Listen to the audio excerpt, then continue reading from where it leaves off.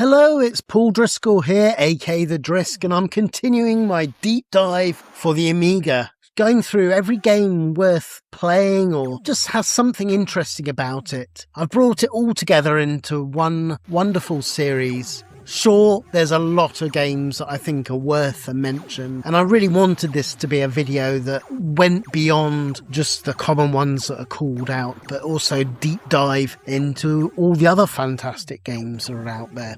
Still, the videos may be long, but it is time-stamped, so, no one said you had to watch it all in one sitting, and I hope it's going to be a great resource. Now, a lot of work goes into these videos, so any comments, likes, or subscribing to the channel is really appreciated in helping getting these vids, our podcasts, and of course the wonderful Amiga itself and its extensive and unique library noticed. So sit back, sip on a nice cool drink as we prove once and for all, E's are good, especially on the Amiga. It's a letter full of busty babes, space adventuring and duck-shaped sock puppets, making this a letter with so much to love and enjoy. Okay, let's go for the first game, which is Emotion by the Assembly Line in 1990. Now, Emotion's one of those games that sounds faintly daft when you try and describe it to someone, but when you actually go and play it, it proves how wonderful and engaging this game is. You guide a little ship around a single player environment, nudging and drifting spheres together before everything bumps or drifts off or descends into chaos. It starts off almost relaxing, but soon it will turn into low-key panic as the screen fills and your carefully laid plans of destroying these spheres comes into ruin. What makes this game tick as a puzzle game is how precise it all feels. Movement is tight, the behaviour of everything on screen follows what you'd expect from the physics of two balls on an elastic. And when you pull off a clever chain, it just feels fantastic and makes you feel really, really cool and smart. It feels like you earned it rather than stumbled into it, as all good puzzle games should be. So on the face of it, it looks simple, clean shapes, bold colours, and that works in its favour, with nothing distracting from the actual thinking. But this, don't be fooled, is quite a engaging and thoughtful game. The music, and likewise, is understated. It keeps things calm while your brain is working through the difficulties. You could argue it's got no flash, but it's a very good idea and it's done properly. In short, clever, quietly frantic, and harder than it first lets on.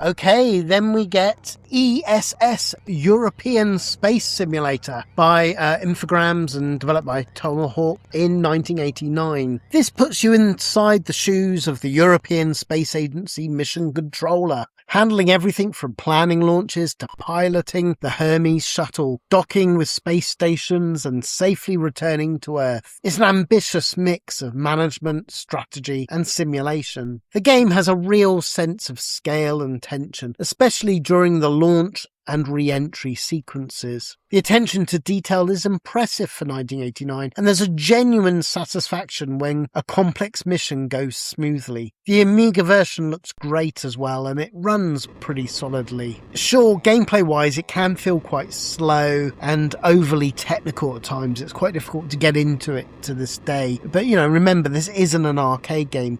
But if you enjoy realistic simulations and space exploration, I think this is surprisingly rewarding. It's a solid and ambitious early Amiga simulator that deserves more recognition today.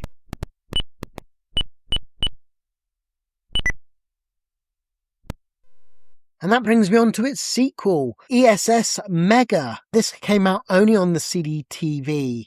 Right, hands up, who fancied piloting Europe's answer to the space shuttle? E.S.S. Mega by Tomahawk and Cocktail Vision released this sequel in 1991, and it actually tries to deliver the promise of its predecessor. Graphically, it's a noticeable step up this time, with great 3D polygon models for the Hermes shuttle, decent cockpit views, and some smoothish orbital sequences. Gameplay mixes detailed mission planning, budget crew, cargo, fuel, with hands-on flying. The campaign, spanning 2010 to 2013, gives you proper goals: lob up satellites, build and supply a space station, and then stick the landing. It's more involving than the original E.S.S, though it can feel like the original, a little bit slow and fiddly if you're not in a simulator mood. So, it's not the most exciting thing you'll ever boot up, but I think if you're in the right frame of mind, this is a solid, earnest stab at a serious space simulator. Worth a look if you've got the spare afternoon and a taste for spreadsheets in space. So in summary, more mega than the original, but not the giant leap for gaming kind.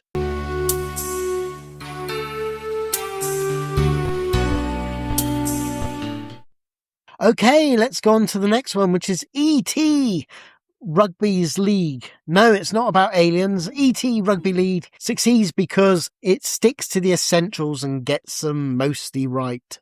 Passing feels great and tackling has weight to it, and possession actually matters in the game. You can build phases, draw defenders, and create space on the pitch rather than just hammering buttons and hoping for the best. When it flows, it resembles a game of rugby instead of the usual loose interpretation. Of course, it's not without its limits. Opponents don't adapt much, and once you understand their behaviour, matches lose some of their bite. Presentation is plain, functional sprites, basic audio, nothing that adds much to the atmosphere. But the core gameplay holds here. Matches are great, decisions matter, and there's enough structure to things to keep it engaging across a full game. In short, it's mechanically sound, held back by predictable opposition and bare presentation.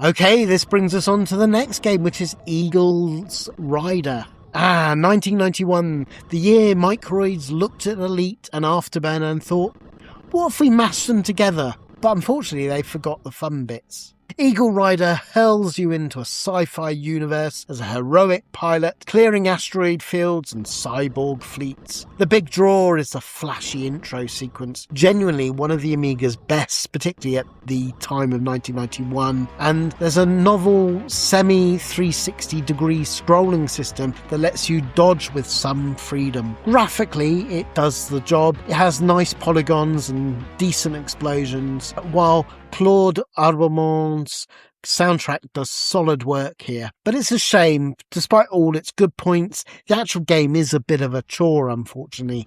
The controls feel a bit sluggish and don't quite work. Levels become repetitive, and the difficulty curve has all the subtlety of a brick to the face. It tries hard to be an epic space battler, and it almost in many ways succeeds. Overall, it ends up feeling like a budget title with delusions of grandeur. Still, I think it's worth booting up for the intro alone, and, even if you don't stick around, you'll have 5 minutes or so of enjoyable time, I think, with it. Overall, looks the part, plays like it's got a dodgy thruster.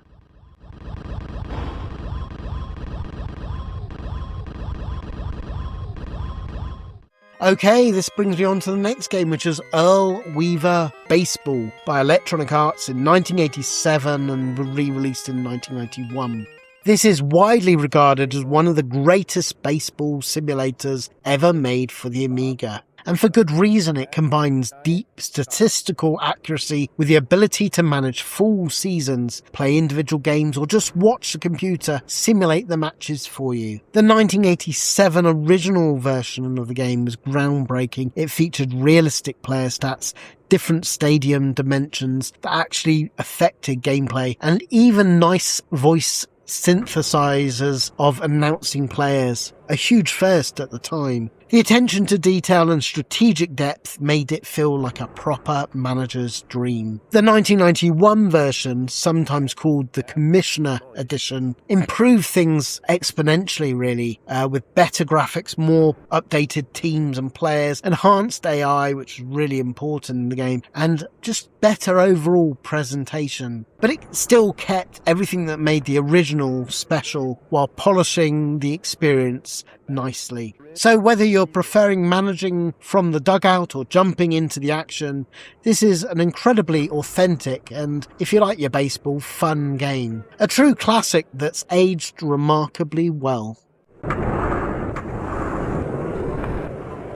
Okay, next we have Earth 2140. This was released in 2001 by Topware Interactive. This is a real-time strategy game set in a post-apocalyptic future where two factions battle for the control of ruined Earth. You build bases, harvest resources, and command armies of tanks, mechs, and hover vehicles across large maps. The game offers a decent variety of units and some interesting mission designs, and of course, because this is an Amiga CD version, it runs at higher resolutions with 16-bit colour support. The atmosphere is suitably grim for a post-apocalyptic world, and the cutscenes are pretty decent for the time. I suppose if you're going to give some criticism, the AI is a bit basic. Pathfinding is occasionally dodgy as you send your troops into the madness, and the interface feels a little bit clunky and unruly and unwieldy, particularly for the 2000 period that this came out in. It's not quite in the same league of classics like Doom 2 or Warcraft, but nevertheless it provides a solid real-time strategy entertainment, especially on more powerful Amiga setups. A late but welcome addition to the Amiga strategy library.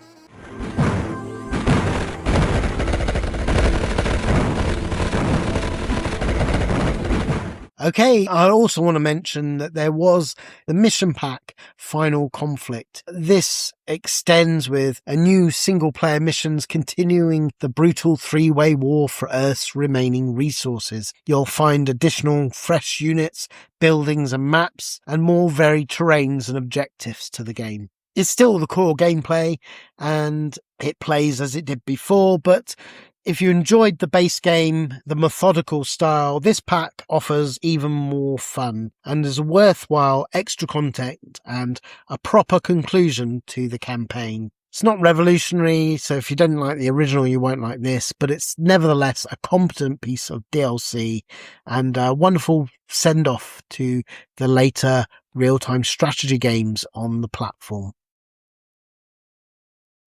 Okay, this is an interesting one. This is Eat the Whistle France 98, of course doing the World Cup in France in 1998. This is a late Amiga football game trying to do a bit of everything and mostly getting away with it. You've got options straight away, quick arcade matches if you just want to kick about, or deeper modes with tactics and transfer and season management. It's not all service level, there's enough underneath to keep you thinking about formations, squad choices, rather than just chasing the ball if that's what you want to do. Controls take a little bit of getting used to, but once it clicks and they settle, the matches flow pretty well, and passing and movement, whilst it's not as perfect as your kick-off or sensible soccer, overall it's ambitious, slightly rough you could argue, but stronger than it first appears.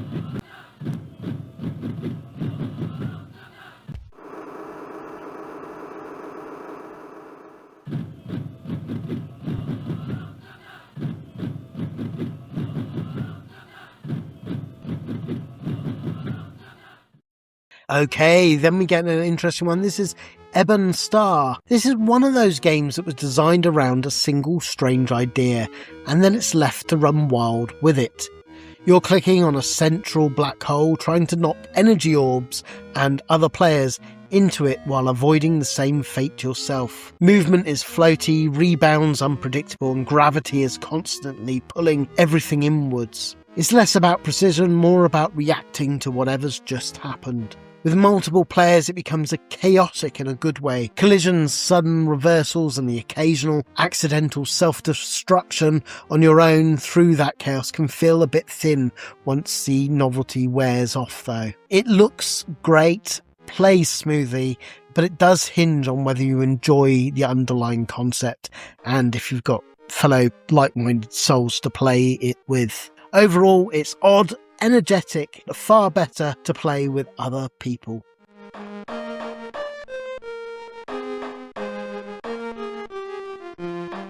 Okay, this isn't a really interesting one. This is Echodrome. Fresh off winning the Amiga Game Jam in 2025, Pixel Plop's Echodrome is a neon-drenched arena shooter that proves that the Amiga scene is still very much alive in 2026. You're dropped into a digital death arena where the only way out is to blast wave after wave of enemies. Twin sticks or single stick controls deliver fast, responsive action reminiscent of the games like Geometry Wars or Smash TV. And it has satisfying explosions and clever enemy patterns, keeping things tense. The Tron-like visuals look superb on real hardware. Wonderful, vibrant colours and excellent use of the Amiga colour palette, especially on the updated AGA version. Sound design is equally good, and the music fills and fits that arcade vibe perfectly. Overall, it runs beautifully, even on modest setups like an Amiga 500 with 1 meg will run it, but put it on later machines and it really comes on to its own. I think it's a wonderful return to the arcade titles and great to see on the Amiga. Overall, proof that the Amiga can still deliver proper arcade thrills in 2026. I think this game is essential.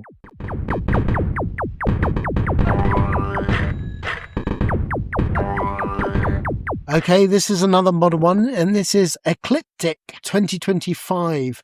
This is a welcome dose of turn-based tactical goodness arriving on the Amiga courtesy of another fellow homebrewer. Ecliptic throws you into a sci-fi missions where you control a small squad of robots tackling repairs, exploration and alien eradication. The game blends elements of Space Crusade and UFO Enemy Unknown with grid-based movements, line-of-sight combat, and light RPG progression. Missions have a pleasing mix of objectives, and atmosphere is suitably moody for lonely robot crew in deep space. Presentation does the job, and it's functional with clear and understanding user interface, which I really appreciate. Very seldom stuck on what to do.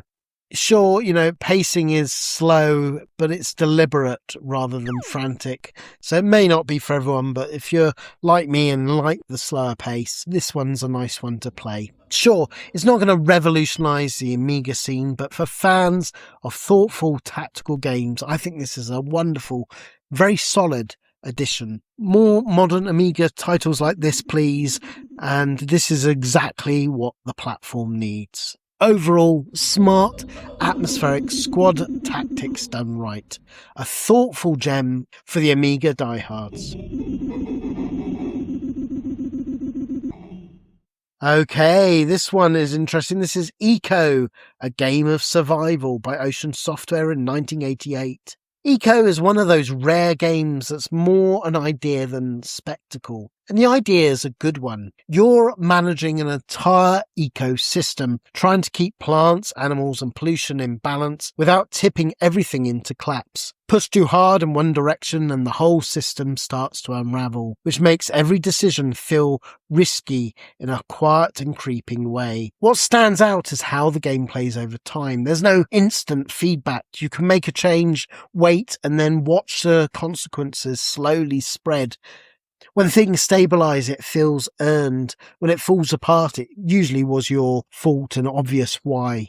Sure, it's a slow game and it does ask for your patience. And, for some that will bounce straight off them and they'll be turned away. But if you meet it halfway, I think there's real depth here to enjoy. Overall, thoughtful, unusual and confidently slow-paced.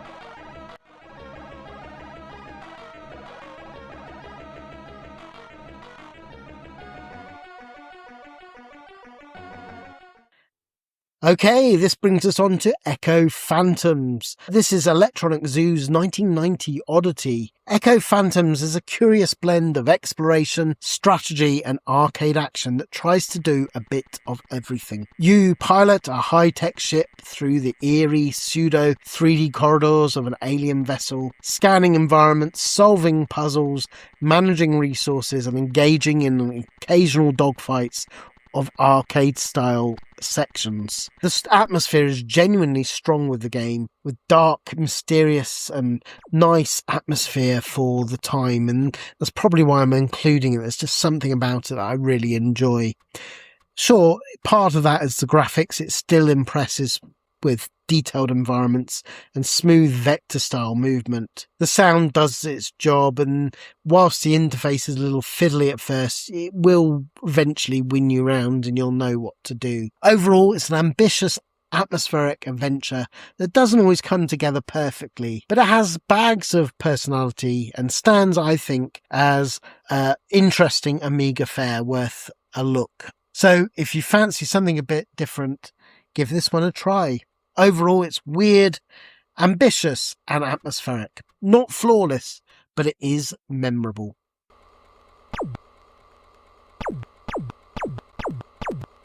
And that brings me on to Edd the Duck. Yes, that Edd, the one who used to flap about on Saturday morning telly, has somehow waddled his way onto his own game, and it's every bit as daft as you expect. At its heart, this is a shameless rip-off of Rainbow Island's platformer, a lot simpler than that game and less demanding. You bounce around the short levels, collect bits, avoid enemies and try not to fall off. Repeat until satisfied or not.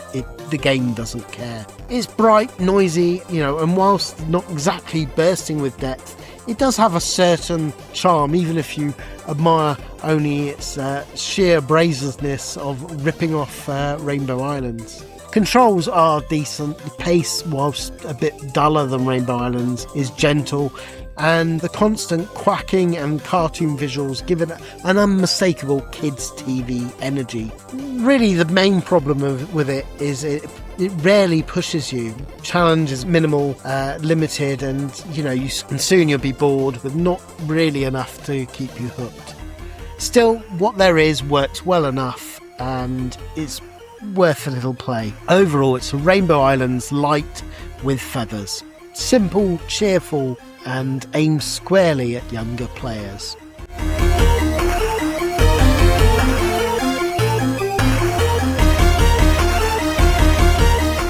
This brings me on to Edd the Duck 2, Back with a Quack. This was done again by Zeppelin Games in 1992. Edd's back, and mercifully he's had a bit of a tidy up. Still very much based on that same Rainbow Island style bouncing about idea, but this time there's a clearer sense that someone's tried to make a proper original game rather than just a cheap, cheerful TV tie-in knockoff. The levels here are bigger with more interesting level design, and it's helped along with the happy tune that beeps in the background. It certainly gives a nice visual identity to this one, and it feels less repetitive and less samey. The controls are solid, and yes, finally, this does have a little bit more of a challenge, so you're less likely to get bored. It's a very accessible platformer, but whilst it hasn't reinvented anything, it's pretty good at what it does. In short, same duck, better behaved. Still simple, but with a bit more to peck at.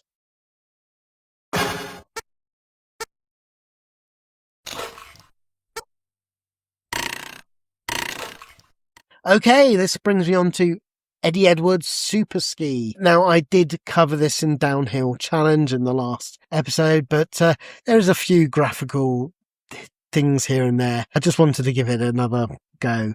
This is a skiing game with a bit of personality, and it's very obvious nod to Eddie the Eagle, who was basically someone with very little experience doing ski jumping for the British and just filled the British heart. There is a film about him if you're ever interested.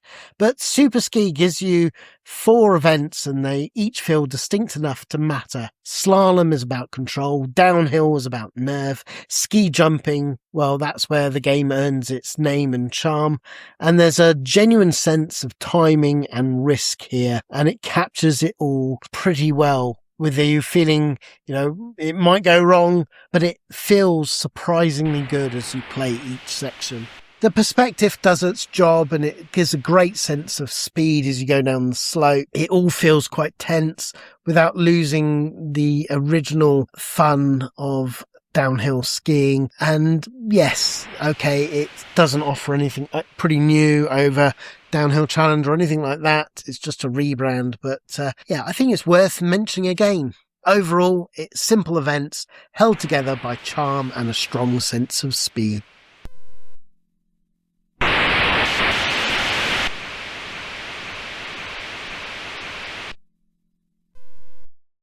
Okay, next we have an interesting little game called Egg Salad, released in 1997 by Surf. Egg Salad is a simple, cheerful, little public domain reflex game that does exactly what it says on the tin. You control a character, or perhaps a plate, dodging, weaving through waves of flying eggs in a series of increasingly frantic screens. It's pure arcade survival. Avoid the eggs, survive as long as possible, chase a high score.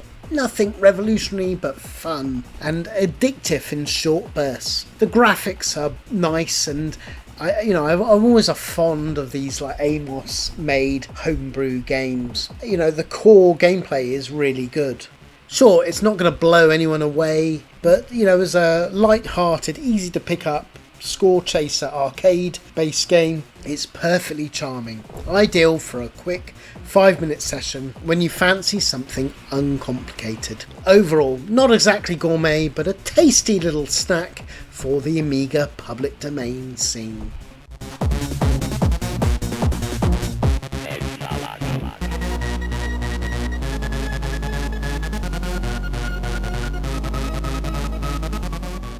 Okay, this is one that I have a lot of love for. It is Egyptian Run, that came out in 1989. This is a public domain game and goes on the one idea: forward momentum and very little control. You're driving straight ahead, steering left and right, reacting to whatever the desert throws at you. At first it feels almost too simple, then the speed creeps up and the obstacles tighten, and suddenly you're relying on blind reflex rather than any thought.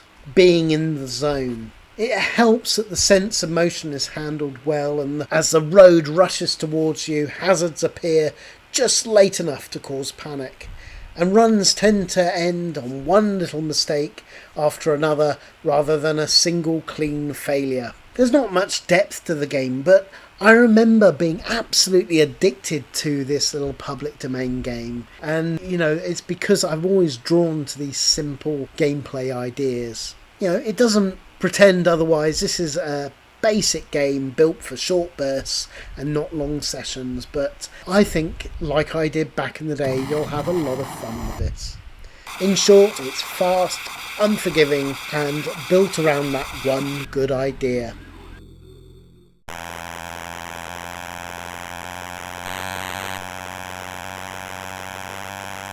Okay, this is an interesting one. This is Raising Adventures of Seamus O'Malley, and this is a charming 1995 F1 licenseware point-and-click game that wears its Irish heritage on its sleeve, and possibly its sleeve on its sleeve. You play Seamus O'Malley, a likeable lad caught up in a daft tale full of stereotypes, puzzles and gentle humour. The game features colourful hand-drawn locations, a solid parser and plenty of daft dialogue as you wander around solving inventory-based puzzles and getting into scrapes.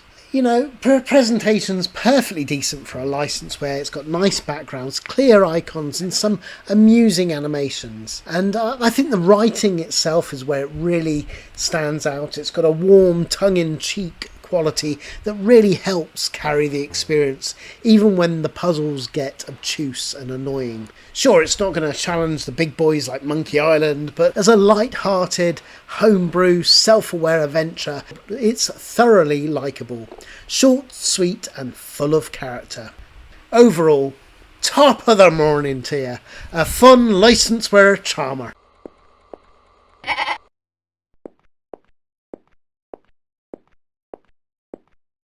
Okay, after insulting everybody with my terrible Irish accent, let's move on to the next game, which is Electroman, the Amiga AGA port. And this is a polished 2020s sort of classic Polish 1992 platformer electro body of what it's based on. But it was known as Electroman in the West, and the AGA remade and translated by Tukinem does a wonderful job. You play a little robot collecting items, dodging hazards and leaping through colourful world design levels full of personality. The gameplay here is tight with responsive controls, satisfying jumps and that classic single screen at a time feel that rewards precision and pattern learning. This is a wonderful port on the AGA hardware. It has smooth scrolling, great bright colours, and whilst it's faithful to the original charm, it embellishes and adds to it with bells and whistles and adding nice music, but still capturing that 90s vibe perfectly. Overall, this is a proper old school platformer done right. It's short enough to blast through in an afternoon, but it has enough challenge and charm to encourage repeat plays. One of the stronger modern homebrew releases on the platform. Overall, a welcome blast from the early 90s, lovingly brought to the Amiga in the 2020s.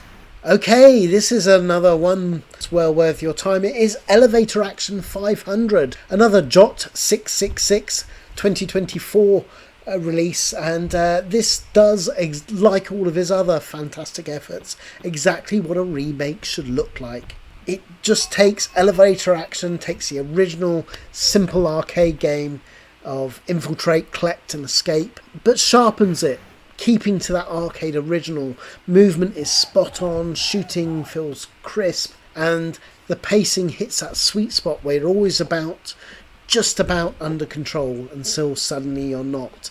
Essentially, this is the arcade edition brought to the Amiga, and again he shows that it was possible. And can you imagine these wonderful games and arcade originals if they came out back in the day? How amazing that would be. It respects the source material, it doesn't add additions or unnecessary reinventions. This is the arcade game brought to your home, but it still tightens things up and still has what made it work in the first place. This is what a homebrew remake of an arcade game should be. Fast, precise and confidently executed.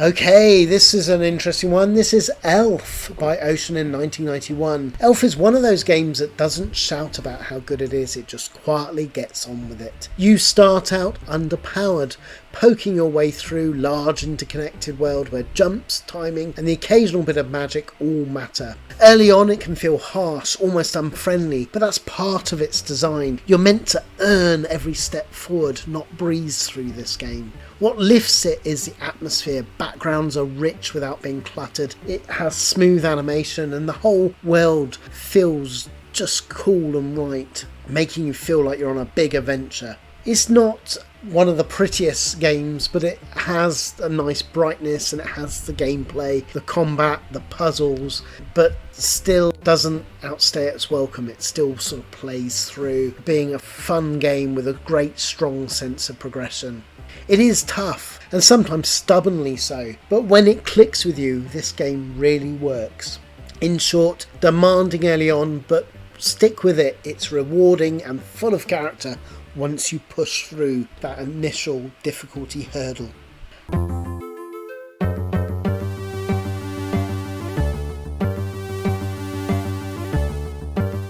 Okay, then we get Elfie the Unicorn, Chapter 1. This goes in the opposite direction with bright, friendly and designed to welcome you in rather than test you. Elfie the Unicorn is clearly aimed at younger players and leans into that fully. It plays great with forgiving enemies and just perfect for youngish kids or big kids at heart. The game does go out of its way to avoid frustration, especially with its easier mode, and you're free to explore, collect and bounce along without constant punishment, just enjoying your time. What stands out is the craft of the game. Animation is gorgeous, the graphics are amazing, controls feel really good and solid, and everything looks deliberate rather than thrown together. It's amazing that this is a homebrew title. And it's not just for kids, it's a proper platformer well worthy of your time. Sure, your more experienced players won't find much of a challenge here, but sometimes you don't want that.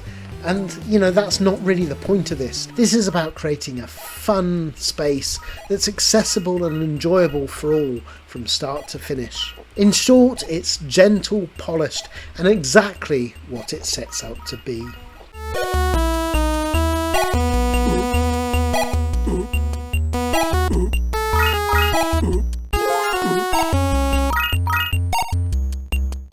Okay, this is another interesting one. It is Elfmania by Silmarils in 1993. When you first boot up Elfmania, it looks like it should be one of the greats. And for a few minutes it absolutely is, being a gorgeous looking and playing pretty well fighter. The first thing that hits you is the wonderful presentation with huge characters, lavish backgrounds, parallax everywhere, and you know, it looks one of the most visually striking fighters on the Amiga and clearly a labour of love. It also has light RPG elements, which is quite cool. Every arena feels alive and the animation give each character a real feel of presence and difference, which I really appreciate. Unfortunately, as you continue to play through it, it becomes a simpler beast. Combat works, but it doesn't evolve much. You'll learn the moves, get the timing down, and really once you've done that, that's all there is to see on it. It could be that I'm just not that into the fighting genre personally, so maybe I don't have the love of it. Overall though, you know, I think it's enjoyable, I think it looks gorgeous. Just don't expect anything particularly deep or for it to be like a Street Fighter 2 arcade beater or anything like that. Still, what it carries is style, charm, it's visually bold, thematically consistent, and has enough fantasy flavour to make it stand apart from the usual Street Fighter clones. In short, stunning to look at, solid to play in short bursts, but not quite the top tier as a fighter as it first appears.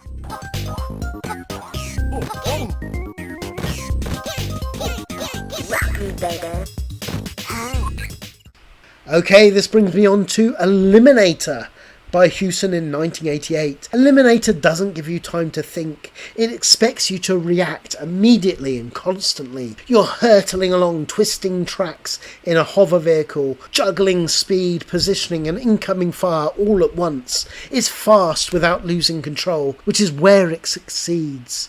You're always on the edge of things, slipping away, and that tension keeps each run engaging to the end. The tracks do a lot of the work. Tight turns, sudden hazards, and short bursts of chaos keep you moving rather than settling into a rhythm. Add in weapons and power-ups and it becomes a careful balance between aggression and survival. It's quite short as a game, and once you've learnt the layouts, perhaps, you know, repetition starts creeping in. But, you know, I think for short bursts, this is great fun. It's quick, demanding, and built for repeat runs rather than long sessions.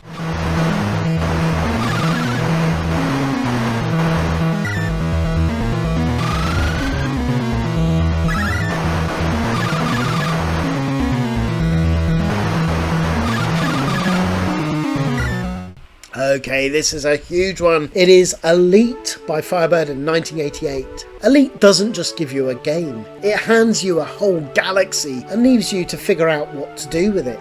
You start in a small basic ship with limited credits and no real direction. From there on, it's entirely up to you. You can trade, fight, explore, smuggle, deal with illegal goods, or be genuine trader on the market. The game doesn't push you anywhere, and that freedom is what made it so compelling on its release on the 8-bits, and the Amiga version is one of the best versions you can play. It was always amazing. There's no script, just systems that react to whatever you choose. The wireframe graphics are filled in. Sure, they're minimal, but they do their purpose. It gives that feeling of immersion, and it has it where it's count. The 3D is smooth and combat handled well, and soon you're forgetting about the simplicity and just doing space battles and being a kid again on this wonderful, amazing space adventuring fair. Now, Elite Plus, which I'll come on to, refines things rather than change them. But, for this original, sure, maybe it's difficult to go back to today, but this was groundbreaking, and I still love playing it today. It brings back so many nostalgic memories. In short, it's vast, uncompromising, and unmatched in scope for its era, and the Amiga version is probably one of the best ones to play, apart from its semi-sequel. Yes, Elite Plus, which came out in 1991 to work out with the more modern pieces of Amiga hardware. This is an enhanced, slightly more polished version of the legendary space trading classic that many space Amiga lovers actually played. This was the one that most people had on the Amiga. The core loop remains a pure genius of trade commodities between planets, upgrade your ship, take missions, and occasionally blast pirates in full-out combat. The universe, like always, feels vast but alive and is full of that addictive, just one more trip and let's go there factor, which still remains gloriously intact. On the Amiga, it benefits from smoother graphic, improved planet textures, better sound, and generally slicker presentation than its original 8-bit Elite fare. The controls feel responsive, and the manual docking is still as tense and frustrating as ever. It's not a total overhaul, but it's a more refined and expanded edition. So if you love the original, this is definitely the way to experience it on the Amiga. This is the best version of Elite, and Elite is one of the greatest games ever made.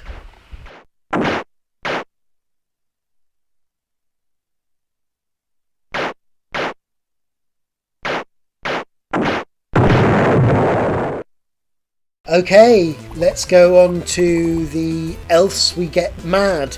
This doesn't try to modernise the genre, it rebuilds the old way and trusts that enough. It's based on those Spencer and Terence. You punch, kick, throw and occasionally smash your way through the levels filled with enemies that don't back off. Combat has great weight to it and it plays really well with a great satisfying rhythm once you settle into the flow of moving forward and cleaning the screens. What lifts it above the usual sort of brawler is the motion. Sprites are big, animation is deliberate, and there's enough detail in the backgrounds to give each of it a bit of identity without cluttering the action. It's not the most pretty game in the polished sense, but it's fun, it's confident, and it is another homebrew, don't forget. Co-op is where it really comes to life. With 2 players it becomes fun, noisy, chaotic, and far more enjoyable than tackling it solo. Doesn't stretch the formula, but neither does it want to or pretend to. It just delivers what it delivers properly. In short, it's a solid, hard-hitting, and built with a clear love of the genre.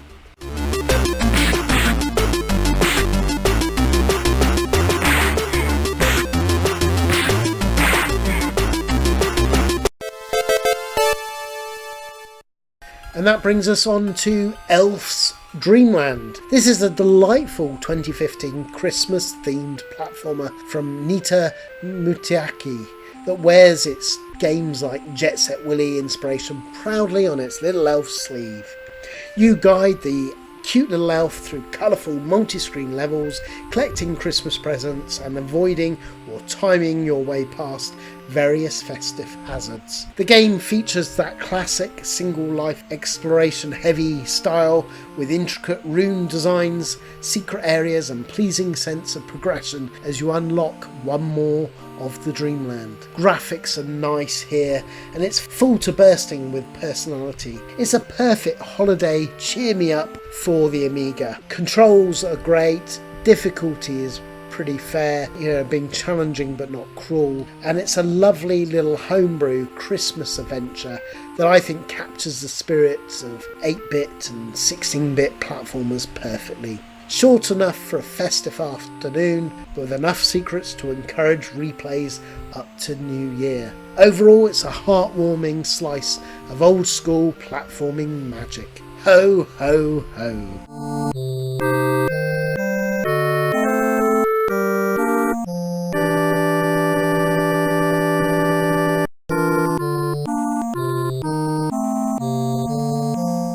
Okay, then we get Elves of Maroland. This done by Moonstone is a 2022 to 2022 port depending on the version. Elves of Maroland is exactly the kind of project the modern Amiga scene excels at. Taking something old, refining it and giving it a new lease of life without losing that gameplay original soul. Technically, this is a remake or port of an earlier 1993 text adventure, but it's rebuilt with improvements to writing, puzzles, presentation, keeping the original structure intact. And in practice, that means it feels a classic, but not dated. You play as a young apprentice wizard caught up in a creeping magical disaster, trekking across a fading fantasy world where elves, dragons and humans' ambition are all colliding. The tone leans heavily into that fairy tale melancholy, quiet, magical and slightly ominous.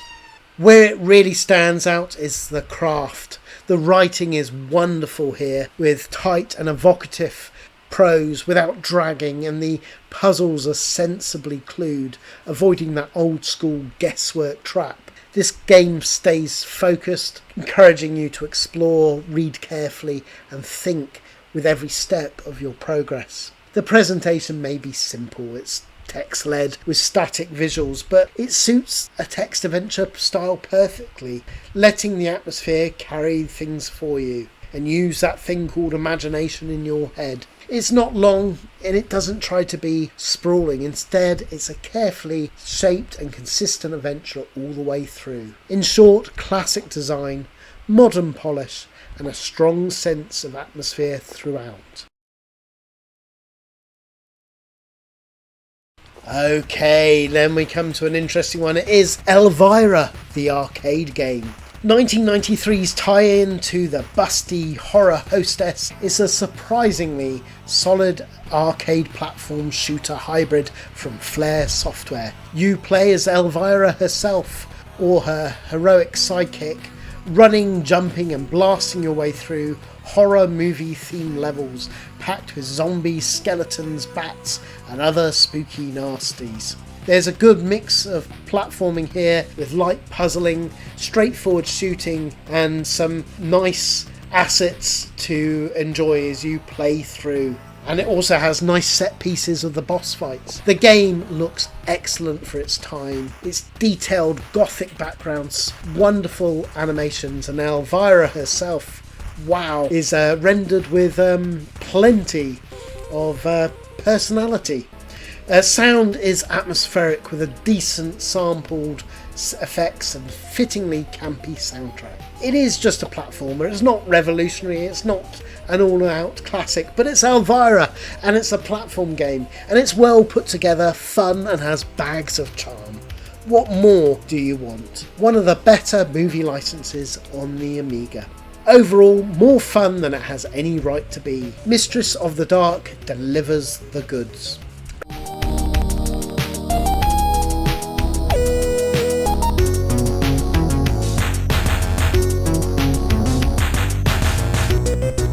And And this brings us on to the RPG by Horrorsoft. It is Elvira, Mistress of the Dark. This is a 1990 adventure game that ties into the campy horror hostess and is surprisingly solid, done by the team that would go on to do games like Simon the Sorcerer.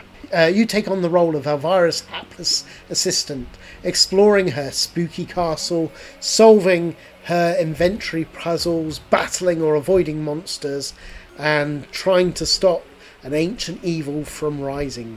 The game features wonderful, large, atmospheric map of gothic rooms, traps, and plenty of dark humour, all beautifully drawn with wonderful, strong presentation.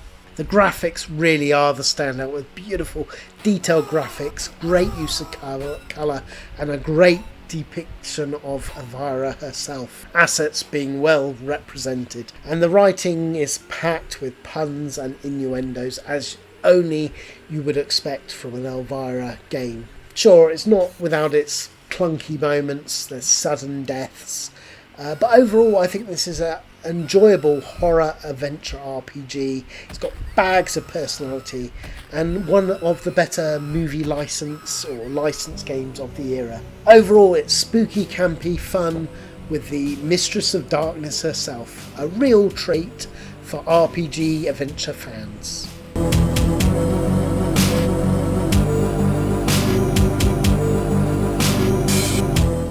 Okay, and that brings me on to the sequel, Elvira 2, The Jaws of Cerberus. This ramps up everything and delivers one of the more ambitious graphic adventure RPGs on the Amiga. Once again, you're helping Elvira, this time venturing into 3 huge horror-themed worlds: a haunted house, a sci-fi horror set, and a gothic castle, to rescue her from the demon Cerberus. The game is packed with detailed locations, improved inventory, puzzles, and more combat options, and much larger scope than the first game. The graphics are noticeably improved as well, with lush backgrounds and some impressive animated sequences. The writing keeps the campy charm and innuendo while adding more genuine tension. The difficulty is tough, but it is fair, although there are some really obscure puzzles in the game which do frustrate without a guide.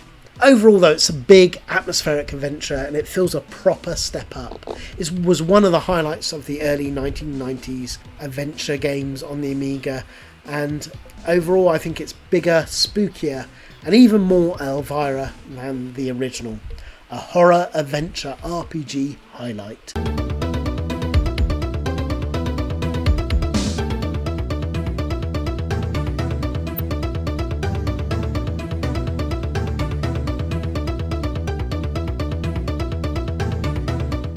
And that brings me on to Embryo. 1994's Embryo from Croatian developers Beyond Arts is a fast 3D shooter that tries to bring some Descent-style freedom to the Amiga. You pilot a nimble ship through a series of textured 3D tunnels and open areas, blasting enemies while managing speed and orientation. The engine is impressively quick for the time, giving a genuine sense of velocity as you barrel your way through the levels. Graphically, it holds up really well as well, with solid texture mapping and smooth movement.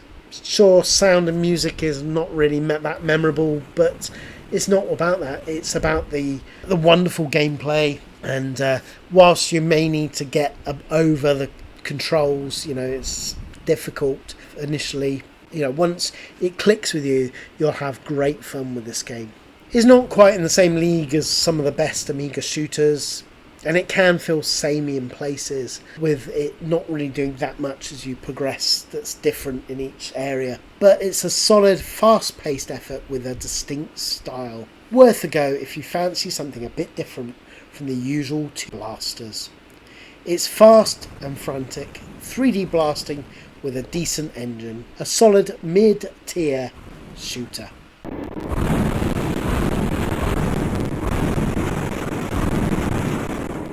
And that brings me on to Emerald Mine, released in 1987 by Kingsoft. This is a stone-cold classic Boulder Dash clone that many consider is even better than Boulder Dash, being one of the best in the genre. You dig through cleverly designed underground caves, collecting emeralds and diamonds while dodging boulders, monsters and other hazards.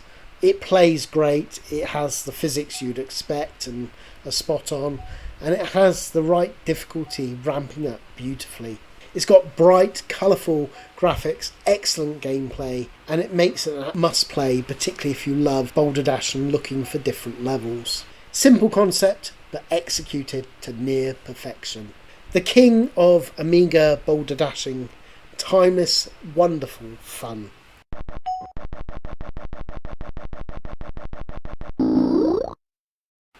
And that brings me on to its sequel, which is Emerald Mine 2, released in 1988 or /89 by Kingsoft. The sequel builds nicely on the original with more levels, adds a few elements and refines the gameplay still further. It's larger, it has more complex caves in the sequel, additional creature types and some fresh puzzling mechanics to keep things interesting. The core dig, collect, don't die formula remains as you'd expect in a Boulder Dash clone, and therefore it remains as addictive as ever. Slightly prettier than the original and a bit more varied than the first game, but still, like the original, a central title for fans of the genre. Bigger, bolder and just as brilliant. Another winner.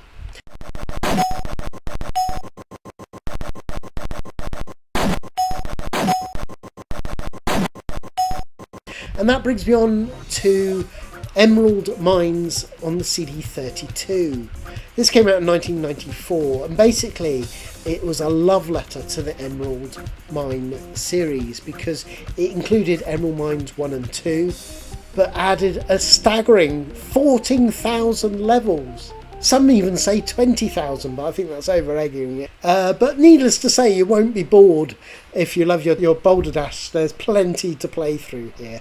It's spread across dozens of user-made and official sets. And, that's months, not years of gameplay, of fresh content. What more do you want for your Boulder Dash fix? And it really does make this the best Boulder Dash clone out there on any platform, I think. The core gameplay, of course, remains unchanged and brilliant, but what the CD32 version gives you is the sheer volume, turning it into an almost bottomless pit of puzzle platforming goodness. And of course, it's wonderful being on CD with all these versions, just there at the click of a button and easy to navigate straight from level pack to level pack. So just in summary, the CD32 version gives you the two original games, literally tens of thousands of additional levels, but all on a convenient CD. So if you love the series and love your Boulder Dash, this is absolute heaven. And if you're new to the Emerald Mine series, this is the best way to experience it.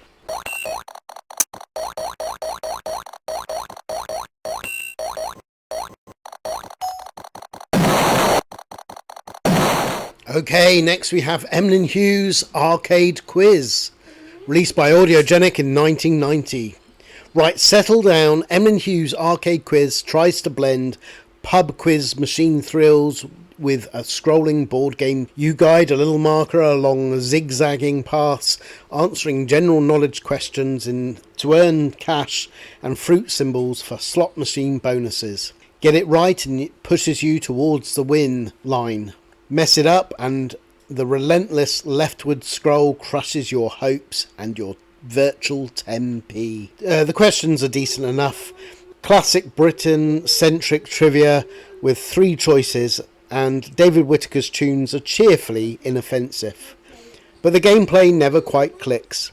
The hybrid format feels fiddly and confusing at first, then merely boring and repetitive.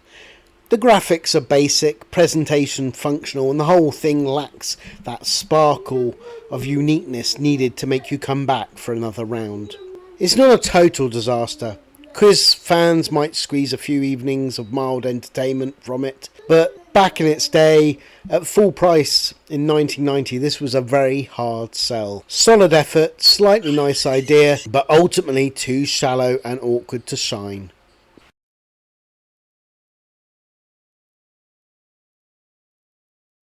And that brings me on to Emlyn Hughes International Soccer. Released in 1988 and it was later updated, Emlyn Hughes International Soccer was one of the earliest and most popular football games on the Amiga. It featured smooth, fast-paced, top-down gameplay with excellent passing, tackling and goalkeeping mechanics for its time. You can play friendlies, league seasons or even full international tournaments, and the controls do the job. Sure, it's no kick-off 1 or 2 or any of those, but or sensible soccer, but for the time this was pretty good with nice graphics and pretty good gameplay really. Sure, it got quickly put to the bench and sidelined by the greater stars that came down the line, such as Kickoff 2 and Sensible Soccer. But it was a title in its day, and I think it, for football fans, it's worth going back to.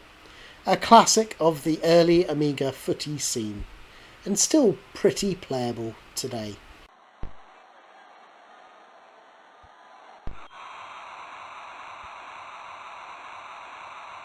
And that brings me on to Emmanuelle, a 1989 erotic point-and-click adventure based on that famous softcore film series that came out.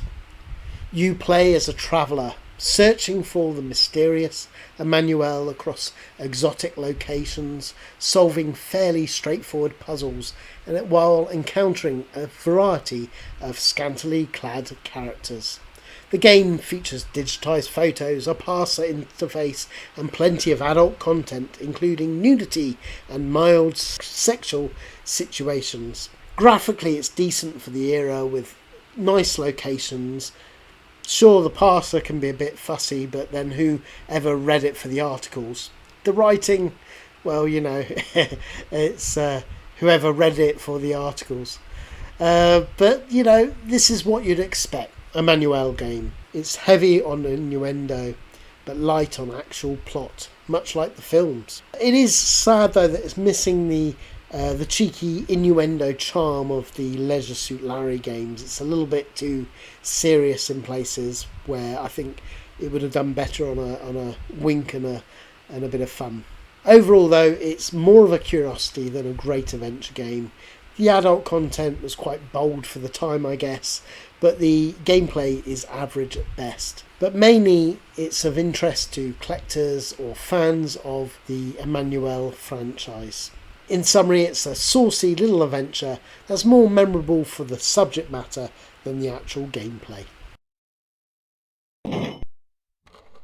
Okay, next we get Emotional Conflict. This is a 1995 public domain point-and-click adventure from Fistrate Effects. You play a young woman dealing with family drama, relationships and personal struggles in a fairly grounded, dialogue-heavy story that's quite unique. The game uses standard parser interface with nice, colourful, if childish-looking hand-drawn locations and a focus on character interaction and emotional choices. I think the writing's quite decent for a homebrew title, and I like the fact that it's trying to tackle a more mature, personal themes than your average Amiga adventure game. I think the graphics have a childish but nice and pleasant style, and I think it lends itself well to the atmosphere, giving it an intimate feel. Okay, the puzzles may feel a bit obscure and a bit annoying, and you could argue the pacing is quite slow because of the intensive dialogue, but I find this is a nice, sincere effort with heart and clearly made by people who wanted to tell a story. It's not a classic, but it's an interesting curio for fans of low-key, character-driven adventures. Overall, it's an ambitious little public domain adventure with more heart than polish.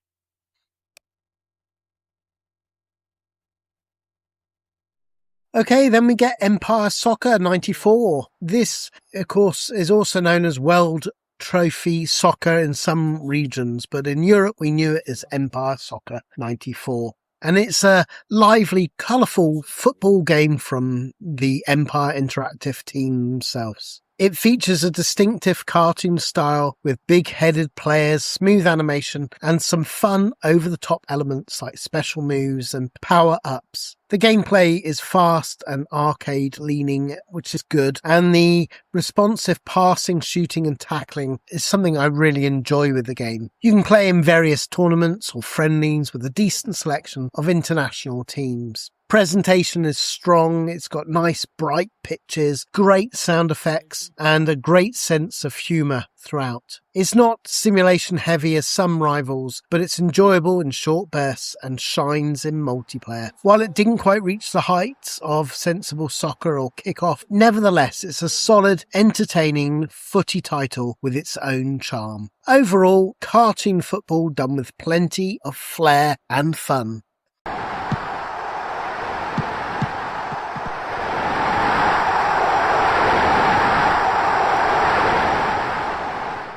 Okay, next we get Empire, Wargame of the Century. This is a 1988 port of the classic turn-based strategy game, originally from the early 80s on other platforms. You command an empire from a grand strategy conquest of randomly generated world map. The goal is to explore, build cities, produce units, land, sea and air, and conquer your opponents through careful resource management and military expansion. The Amiga version benefits from improved graphics, mouse control and cleaner interface. It's deep, strategic and offers near endless replayability thanks to the procedural maps and different difficulty levels. Multiplayer hot seat is also supported. While today the presentation looks dated by modern standards, I still think the gameplay is rock solid and addictive for fans of grand strategy. I think it's a true classic of the genre and well worthy of your time. Overall, it's a timeless turn-based empire building game, simple to learn, deep to master.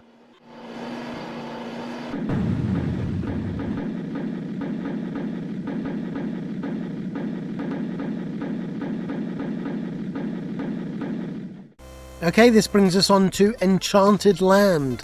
This is a colourful 1990 platformer romp from The Hidden, and it was published on One magazine. You play a wizard exploring a series of beautiful fairy tale worlds filled with platforms, enemies and magical hazards. The game features large, detailed levels with smooth scrolling and some inventive level design. Graphics here are the real highlight. It all looks so gorgeous and with well-drawn backgrounds and a wonderful cute character, giving the whole game a lot of storybook feel charm. Controls are pretty good though as well. It is a good platformer, and whilst it has difficulty spikes which may veer onto the unfair, it's nevertheless a good, interesting, original platformer for the Amiga. Easy on the eyes, pleasant to play, nice relaxing alternative to the more hardcore platformers on the Amiga and the era. Overall, a pretty and enjoyable platform romp through an enchanted world.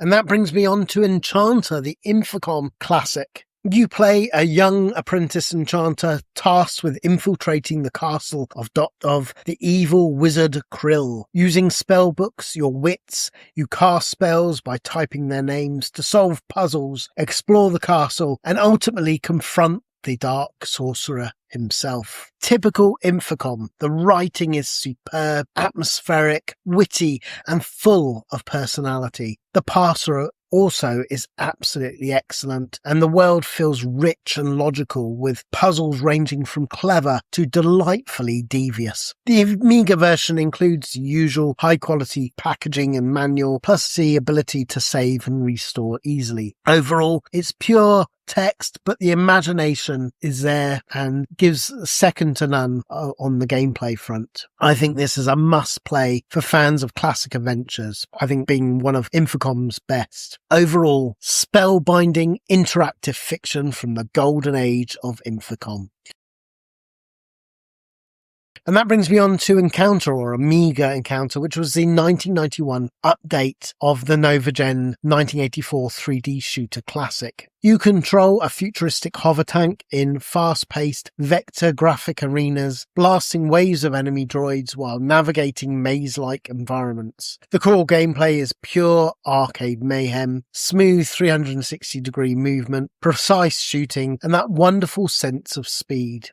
The 1991 Amiga version benefits from improved graphics, cleaner vectors, better explosions, enhanced sound, and overall polish compared to the original. It feels incredibly fluid and responsive, if a little basic for 1991. While it does look dated, even back then and even more so now, the gameplay still holds up as a tense, addictive little shooter romp and demands great reflexes and spatial awareness. It's a timeless little 3D blaster that I think deserves a lot more love. Still fast and fun in 1991, a polished classic.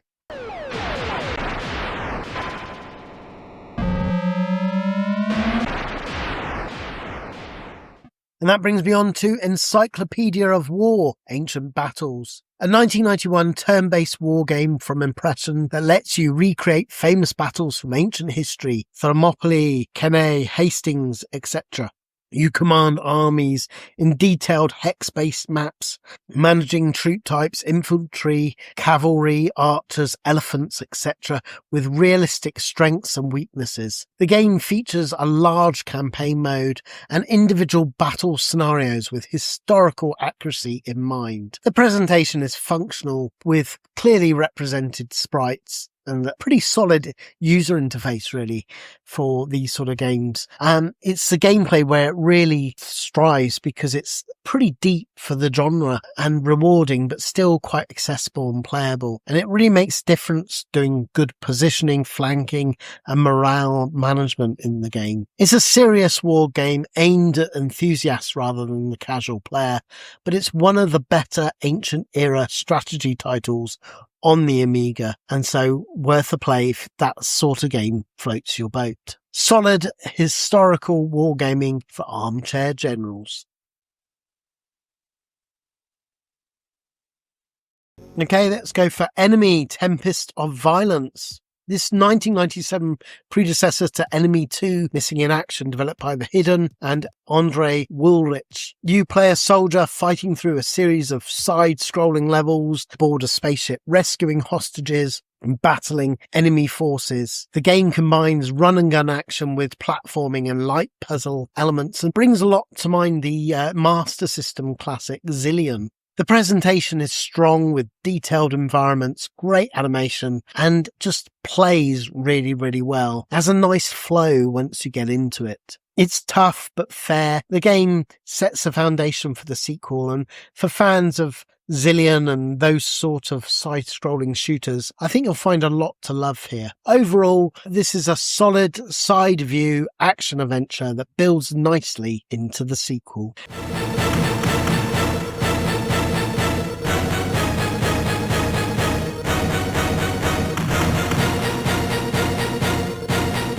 And that's the sequel now, with Enemy 2 Missing in Action, released in 2013. This is another follow-on from Andre Woolrich and David Whittaker music, and released as a download in 2013 and later in collection editions.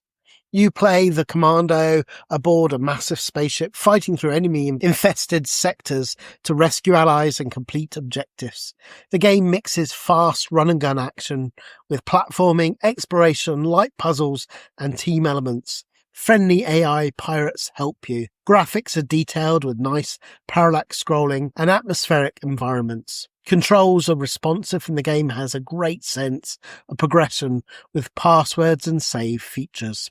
The difficulty is high in places, requiring learning enemy patterns and level layouts.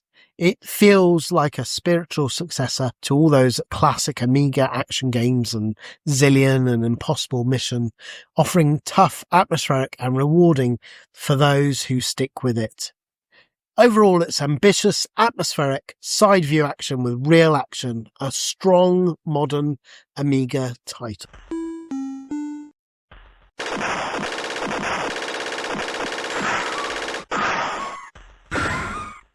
Okay, that brings me on to Energy, which was only a demo in 1995. This was a promising but unfinished horizontal shooter demo that came out in 1995. You pilot a small agile ship through side-scrolling levels, collecting energy orbs and blasting waves of enemies. Demo showed a lot of promise with smooth scrolling, decent graphics and responsive controls, with a real nice sense of speed. It had the foundations of a solid arcade-style blaster with bright visuals and decent enemy patterns. Unfortunately, it was never completed. I guess it was the tail end of the Amiga and they decided it wasn't worth their time. And it's a real shame because it looked like this could have been a real fun addition to the Amiga shooter library in the mid-90s. Overall, a polished but unfinished side-scrolling shooter. Promising, but sadly incomplete.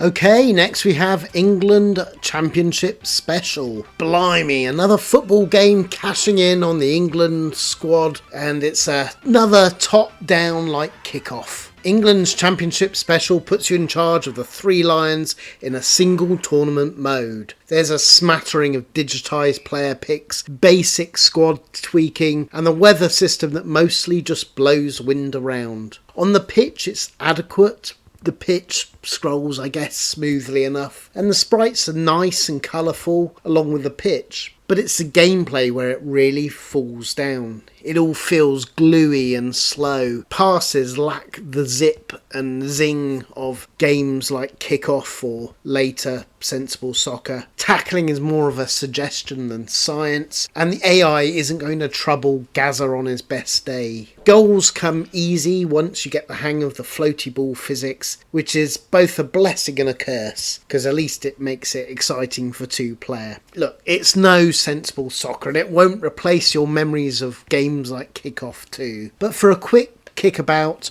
with a mate, it's harmless enough fun. And of course, you know, it is a licensed England official game, which is kind of cool. The loading screen portraits are comedy gold, worth the admission alone. Look, it's not a classic, but it's far from the worst footy game on the Amiga. Overall, a likeable trier that never gets quite out of second division.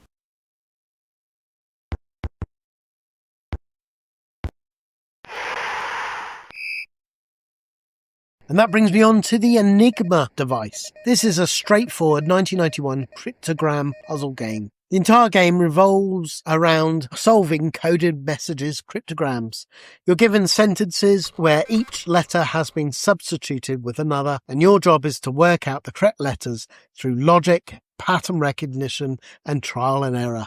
There's a decent number of puzzles here with varying difficulty. It lets you assign letters easily and keeps track of which letters you've used. It's pure puzzle solving gold from start to finish. It does what it sets out to do, and it's something I personally really enjoy. I love cracking codes like this, and it does a real competent job. So if, like me, you enjoy cryptogram puzzles, this is a solid digital version with a good selection of challenges. If you're after something with a bit more gameplay variety or atmosphere, well, this maybe isn't for you. It's quite limited. Maybe try Covert Action instead. Overall, it's a decent collection of cryptogram puzzles, simple but effective.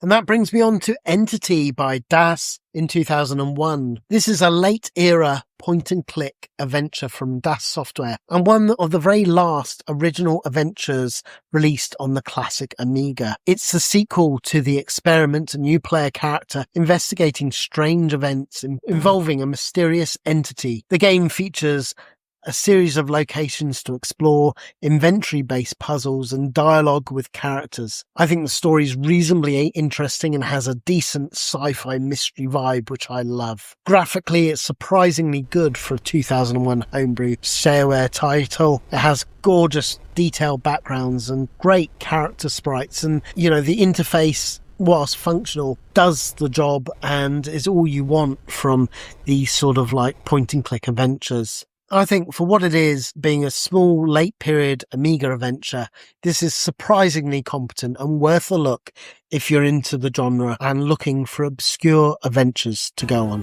It's a decent little late-era adventure. Short, but not bad at all.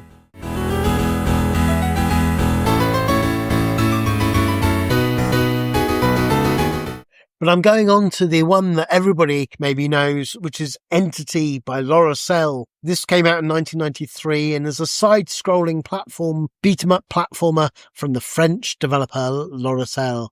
And you control a scantily clad female warrior who went, according to the story, to a sci-fi convention and somehow ended up in this weird sci-fi world. The game mixes platforming, combat, and some light exploration with great enemies and bosses. Graphics are quite good for the time, detailed backgrounds, nice and skimpy character animation and movement, and a dark, atmospheric feel to the game. Sure, the movement, you could argue, is a little bit stiff in places, but I think it has enough charm and decent variety of moves and weapons, or maybe I'm just won over by the main character. It's not a top-tier Amiga platformer, but I think it has style and substance and some memorable moments.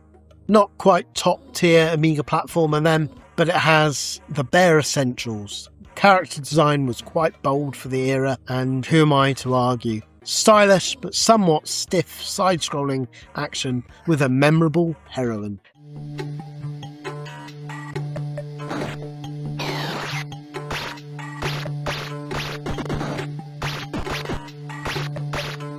And that brings me on to Epic. This is the 1992 3D space combat game from Ocean that was a huge deal on the build-up, and there was so much excitement for this game. You play as a pilot in a futuristic war, flying a variety of missions from polygonal 3D universe. The game features dogfighting, bombing runs, escort missions, and planetary assaults with a strong emphasis on action. The 3D engine is pretty good here, being smooth and fast for the time, and it has a decent sense of speed and scale. Graphics are great and colourful, and I love the cockpit views, really sort of immersing you in the action. It's an ambitious title that tries to blend simulation with arcade elements, and for the most part it kind of works. Sure, the controls feel a bit floaty and some missions are repetitive, but I think this delivers an exciting space combat adventure and one of the better 3D space games on the Amiga.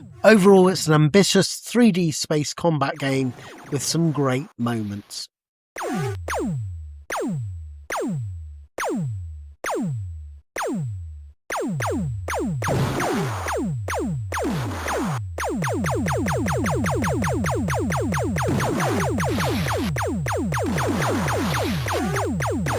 It'd be careless as well not to mention Epic Mission Disc. This adds even more missions to the game and the base game, and actually adds a lot to the campaigns and variety of objectives. The new levels take advantage of the existing engine, but gives you a more convenient way to fly through some of the polished 3D universes. If you enjoyed the base Epic game, this disc is a welcome addition. It keeps all the same great gameplay, but gives you enough scenarios to make it worth your time. A solid expansion that does exactly what a mission disc should do. Give fans more of what they like. A generous helping of extra missions for the Amiga's better 3D space games.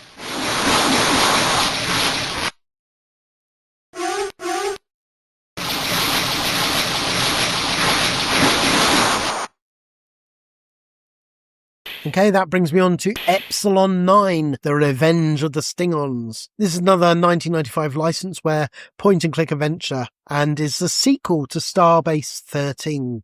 You return as Yeno Hao, investigating trouble on the mining colony Epsilon 9, where contact has been lost. The story involves the mysterious Stingons and plays out across a series of locations with the usual mix of inventory puzzles and character interaction. The game has a quirky, slightly bizarre sense of humour and a distinctive lo-fi charm to it. Graphics do the job and, it's made with lots of charm and love. As an adventure, it's short, relatively easy, but it has a likeable personality and is well worth your quick playthrough. You'll have a lot of fun with this. Sure, it's not going to go up against the big boys like the LucasArts adventures, but this was a public domain licenseware game, so it's cheap, cheerful, slightly odd sci-fi adventure and is surprisingly enjoyable.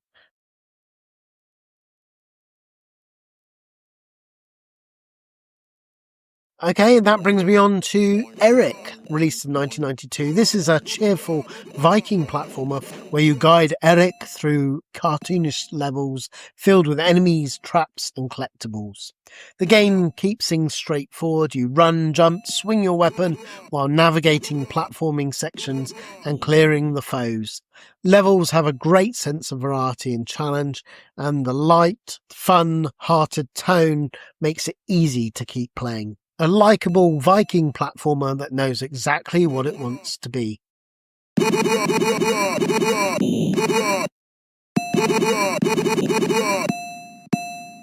Okay, that brings me on to Escape, but this is the public domain Norman Crossfield one. This is a point-and-click adventure game, and you play a wrongly convicted prisoner trying to break out of jail. The game involves around you talking to fellow inmates, trading items, and piecing together a plan to escape. It's the classic inventory and conversation-driven adventure with a small but well-realised and focused setting. The presentation is typical Amiga homebrew fare with functional graphics, but it's got a straightforward interface, and I think a story that has gritty prison drama feel and some decent writing in it, particularly as it's a public domain one-person effort. Puzzles are generally logical, though the game is quite short and linear. So it's not flashy, but it has a clear and decent vision and decent gameplay. For what it is, it's a respectable effort from the tail end of the Amiga commercial life. A modest prison break adventure with decent character interaction.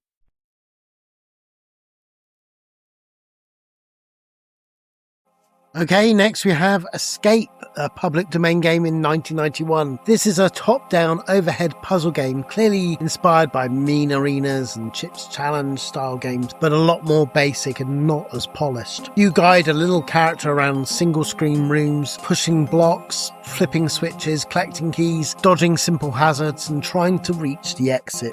It's pure puzzle maze gameplay, no real combat, no real story, just logic and careful movement.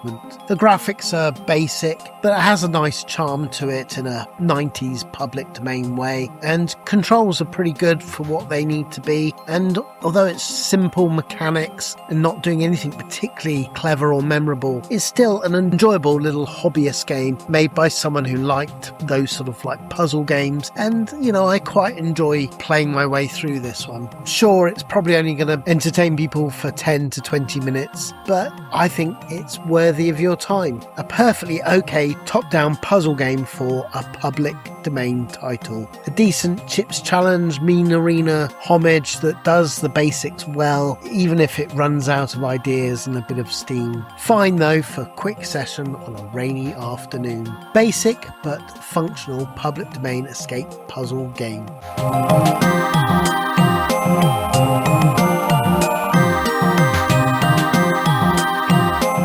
That brings me on to its sequel, released in 1992, Escape 2. This is done by Cybernetics, and you explore more of the same of this floors of the large castle, activating exits, finding your way down to the next level, and the game puts a heavy emphasis on puzzle solving rather than combat like the original. You're figuring out coloured floor tiles, switches, layout, logic to progress, and it has a level editor in the sequel with a bit more presentation, intro and music from the first game. But the core loop of the game remains the same, simple, but can get quite involving and head scratching on the more complex floors. In all, it's a short, a bit rough around the edges like the original, but it's very much a public domain product of its time, and I think it's fun for fans and old maze puzzle gamers out there. It doesn't quite reach the heights of better known Amiga titles, but I still think it's worthy of your time.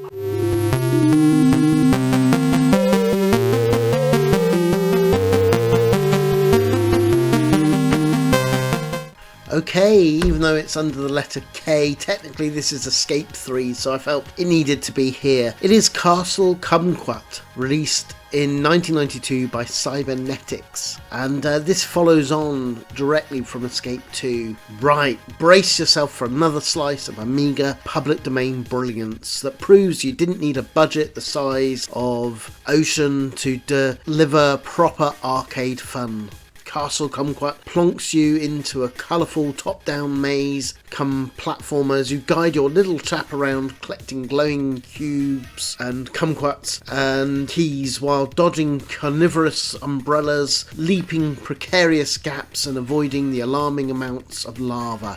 As I say, this is a direct sequel to Escape 2, and it shows with tight controls, great music, fiendish level design packed with devious traps, and that classic one more go compulsion. The presentation is charmingly colourful for a one-man job, and Colin Walker's soundtrack is an absolute banger and a real standout. Well, at least until the first few levels of you've gone through and perhaps it starts to loop a little bit too much and starts to grate, but nevertheless it's a great tune. Yes, it's as tough as old Boots game. Thankfully for emulator, save states are definitely your friend in this, and it won't win any awards for innovation.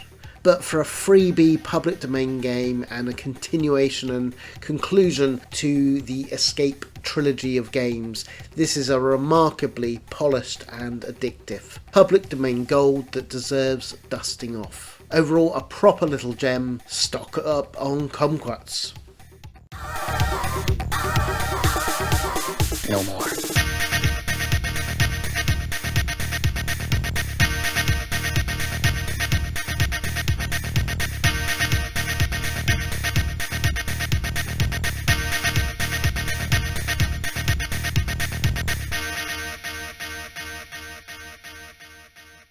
One that is definitely worthy of your time is Escape from Colditz. This is a 1991 adventure strategy game from Digital Magic Software, officially licensed from the famous board game by Parker, which in turn I think was based on the TV show. It quickly goes way beyond the board game scope and is in many ways a sort of like Great Escape 8-bit classic, the sequel that we never got. You play Allied prisoners planning and executing an elaborate escape attempts from the notorious Colditz castle. The game blends point and click exploration, inventory puzzles, character recruitment and light strategy as you coordinate multiple prisoners, gather tools and create distractions while dodging guards. As I mentioned, it has a strong The Great Escape vibe, that Spectrum classic, and has you crawling through tunnels, forging documents, timing patrols, pulling off daring breakout. The atmosphere is solid with detailed castle locations and a real sense of tension as you play your way through. It's got nice parser and controls, and writing has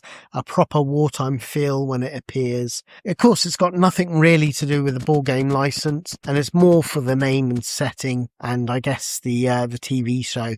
The game stands on its own ambitious escape simulation shoulders, and it's maybe slow paced, but if you love The Great Escape on the Spectrum or this kind of settings, there's a lot to enjoy and love here.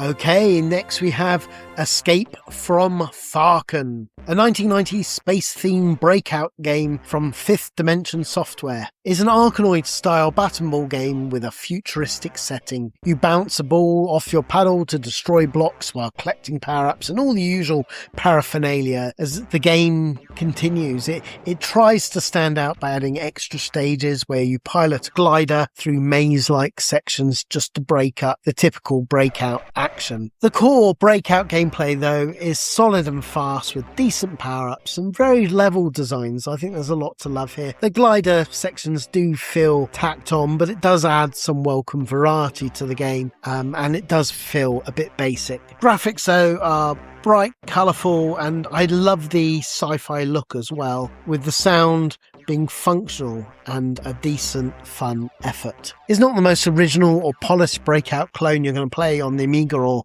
other platforms. There are many strong ones, but this is a fun, great take on the genre with enough twists and turns to keep things interesting. A nice space Breakout theme game with nice, neat glider bonus stages to break up the action.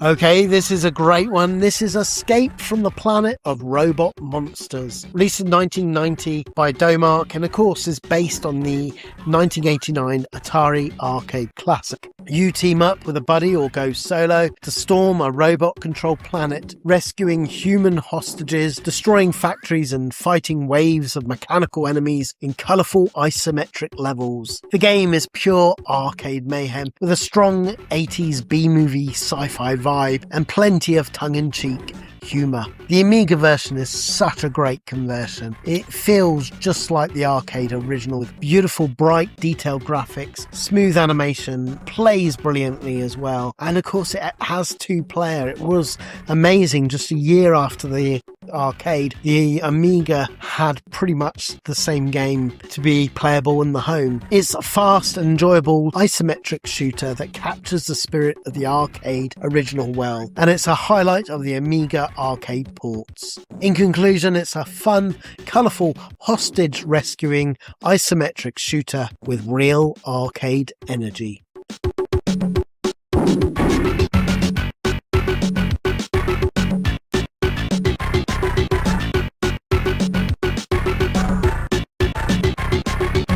And that brings us on to Eskadra. This is a really interesting 1993 single-screen shoot-'em-up from LK Avalon, reminiscent of classic Atari games like Combat.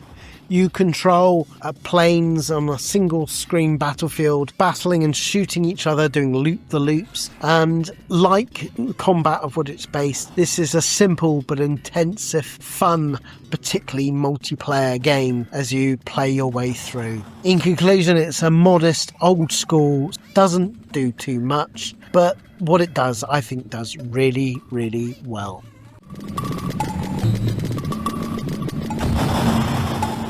Okay, next we get Eskimo Games. This is a quirky 1991 multi-event winter sports game from German developer Silicon Walks. You control Eskimo, completing a series of silly winter mini-games including sledging, snowball fights, ice fishing, igloo building and other oddball events.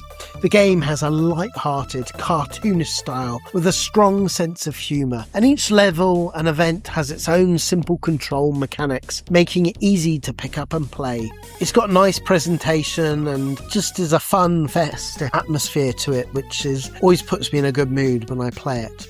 It's not a deep or complex title, and I'm overall not a big fan of these sort of track and field multi events, but this is cheerful, silly and entertaining in short bursts. A nice light-hearted alternative to the more serious sports sims on the Amiga.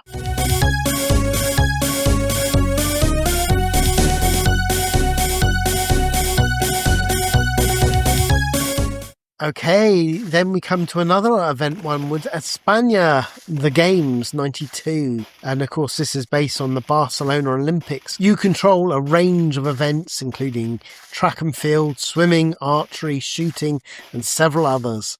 Each discipline has its own control scheme, giving a package a bit of variety, and rather than feeling the constant joystick wiggling that we all knew from the early track and field style games. This has nice graphics, looks gorgeous and sounds gorgeous as well. Whilst you could argue the events are a bit of a mixed bag, some feeling tighter than others, but overall I think this package holds together reasonably well. It's a respectable Olympic official tie-in that does a decent job of covering the Olympics and all its bases without overreaching. A functional multi-event sports game with a decent spread of disciplines.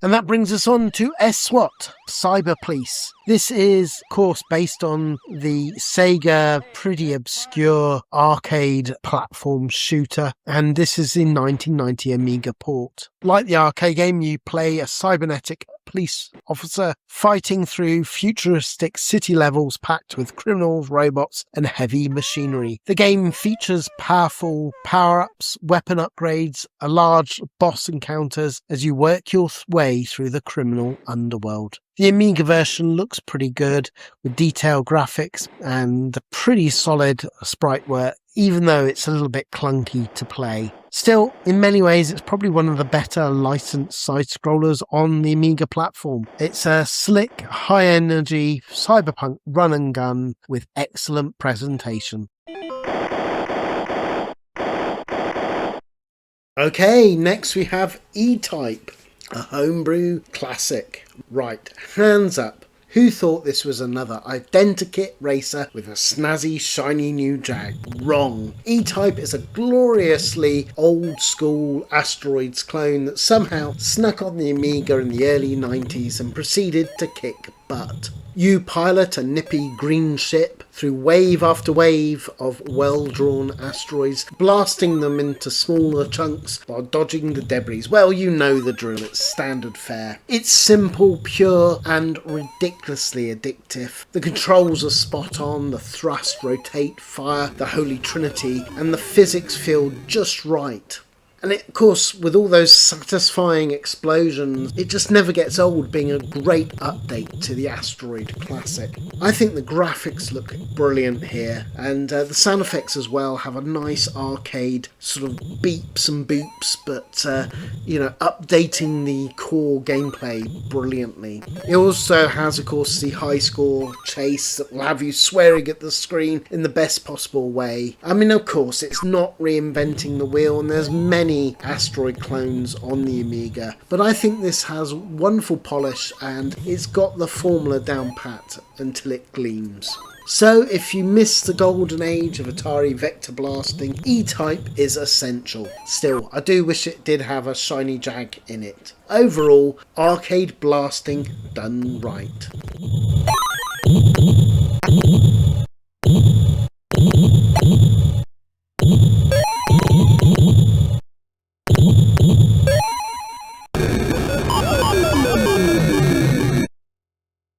Okay, another game that I think is really good is E-Type 2. This is a 1992 shareware Asteroid-style shooter from Matt Hall and the sequel to his original E-Type. You pilot a ship through vector space arenas, blasting asteroids, enemies and other hazards while trying to survive in increasingly chaotic waves. The game adds some new power-ups, enemy types and level variations compared to the first game. It's not trying to reinvent the wheel here, but it is a polished little public domain blaster that does the job well. Good for quick sessions or when you just want something straightforward and satisfying. A solid, no-nonsense Asteroid sequel with enough polish to keep you coming back.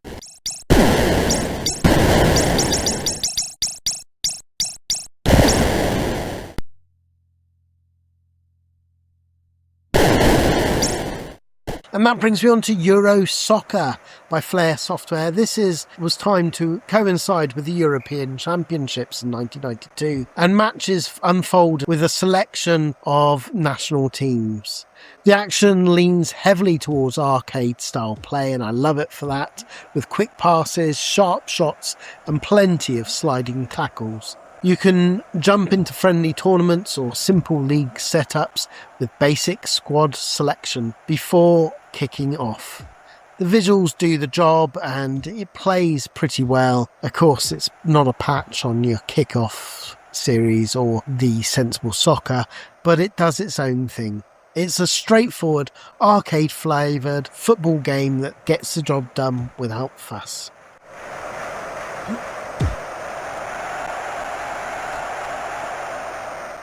Even better, though, is the football game European Champions by Ocean in 1993, and of course developed by Audiogenic. You play full matches in a choice of top-down or side-view perspective, with a range of European club and national teams. The game plays fast-paced, with arcade-orientated gaming and fast passing, shooting, tackling, and goalkeeping mechanics.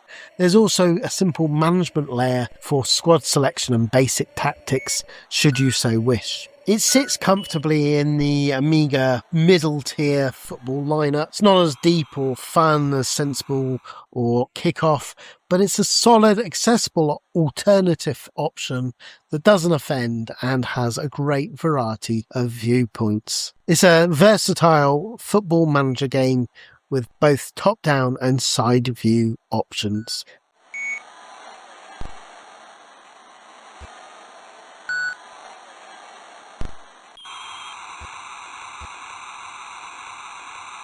And that brings us on to European Football Champ by Domark, and of course based on the arcade classic. This is a side-view football game and based on the Taito arcade original game, which I love. Matches are played out from the side with a selection of European national teams, and the action is quick and direct as you pass, shoot and tackle and defend with simple controls. It supports tournament modes and friendlies with basic team selection before kickoff. The visuals are great and it does a great recreation of the arcade really, even if it does look a little basic. For me, this is a really nice one because it's a no-nonsense footballing game with priorities that are fun and over realism and depth. So in summary, it's not the best of its class, but what it does without fuss and is worth the play. A straightforward side-view football game based on the Taito arcade classic with European tournament focus.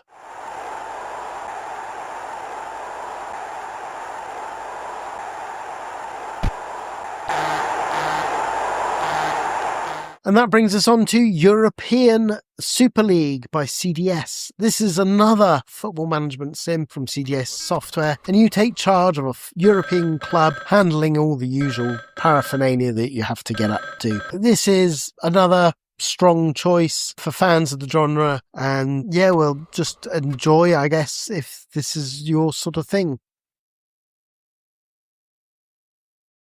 Okay, now we come to Evil Insects. This is a 1994 AGA 1200 shoot 'em up from Fantasy Freaks and made with Blitz Basic.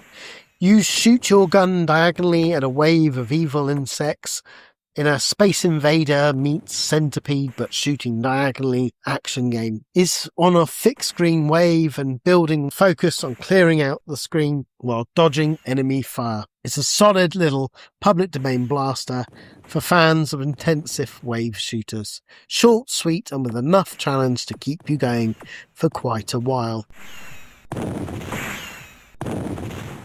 And that brings me on to Evil Garden. On paper, Evil Garden sounds like a sideways take on Centipede. Nasty plant life, constant shooting and survival against the creeping threats. The twist is the movement. Rather than staying pinned to one edge, you can roam the garden freely, go all the way up to the top. In theory, that adds a lot of depth, even if it dilutes what makes Centipede so wonderful to work with. The action lacks the snap, movement feels a bit sluggish, and it never locks into that satisfying rhythm of the original Centipede game.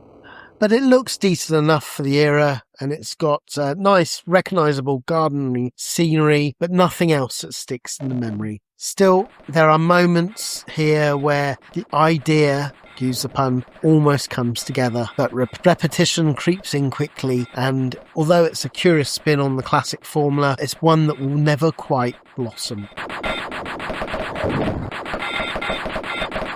And that brings us on to Evil's Doom. This is a less arcade-nicking and more Dungeon Master with ambition. Evil's Doom is a full-on dungeon crawler, party-based, map-filling, monster-bashing, with clear inspiration from the unusual gripping, stomping classic. You explore dungeons, recruit allies, manage gears and spells, and where it differs is the scale and structure.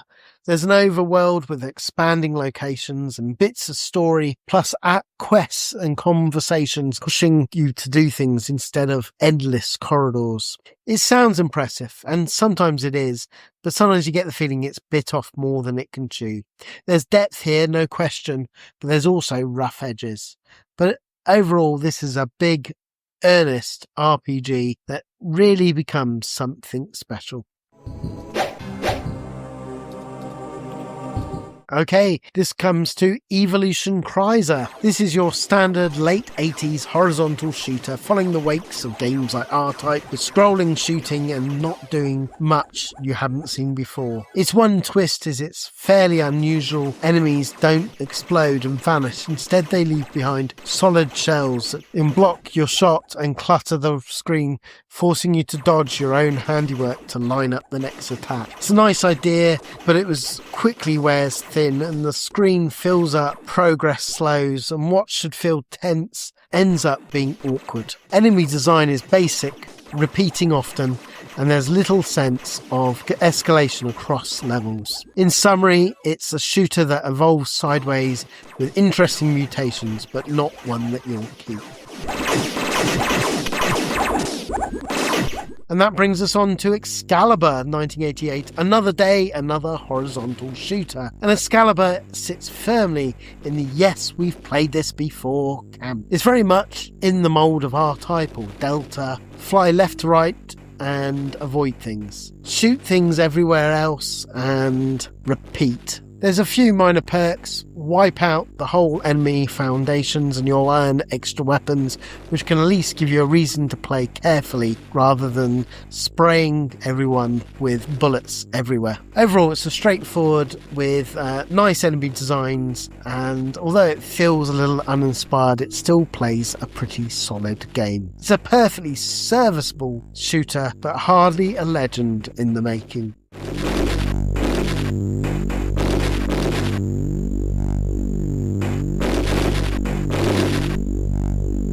And that brings us on to excellent card games. This is a tidy little pastime from proper game, excellent card games.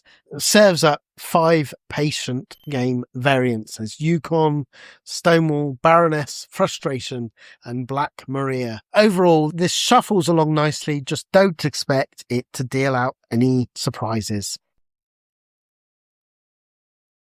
And this brings us on to the sequel, Excellent Card Games 2. More of the same, but shuffled slightly different. This version has 5 more patient games for you to play, including Quads, Rapide, Sir Tommy, Betrothal, and even a bit of cribbage. Like the first, it sticks to the non-nonsense approach, and it plays really quite well. In conclusion, same deal, new hand, still plain, but still playable.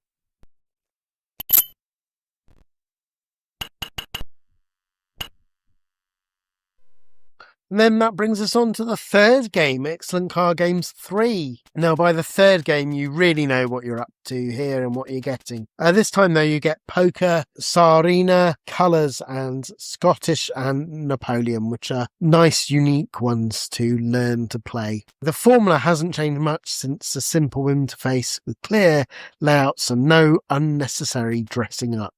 It's easy to pick up and play, and everything works smoothly with a decent help system if you're unsure of any of the rules. So in summary, third time lucky? Not quite, but it still has a safe bet for card table regulars.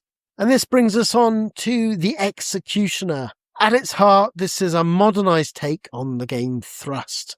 All gravity, momentum and careful nudging of a fragile little ship. It's less about blasting and more about not crashing, which already puts it at odds with the most straightforward shooter. Where it differs is its ambition. You're not just clearing levels, you're collecting fragments, picking up prisoners, and even trading them for information or upgrades when you return to base. In summary, heavy on the gravity, heavier on the ideas. Sometimes it flies and sometimes it falls.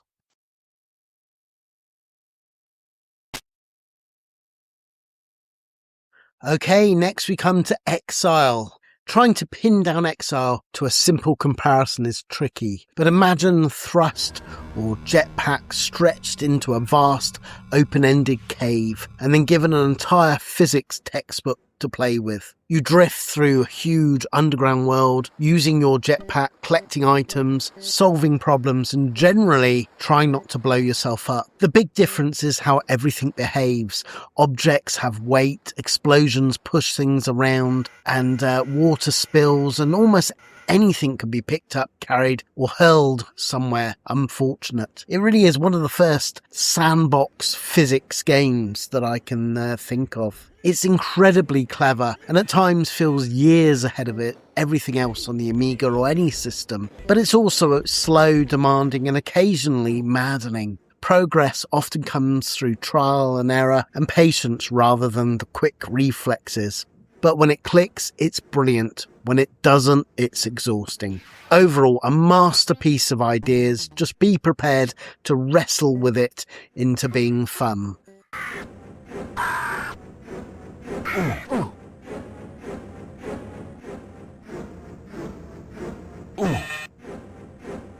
And that brings me on to kind of a spin-off with Exile Discovery Disc. Now, this isn't a new game, and it barely pretends to be one. The Discovery Disc is essentially an add-on for Exile. It gives extra content, tweaks, and helping hands for a game already famous for being brutally demanding. Where this differs from the main game is its intent.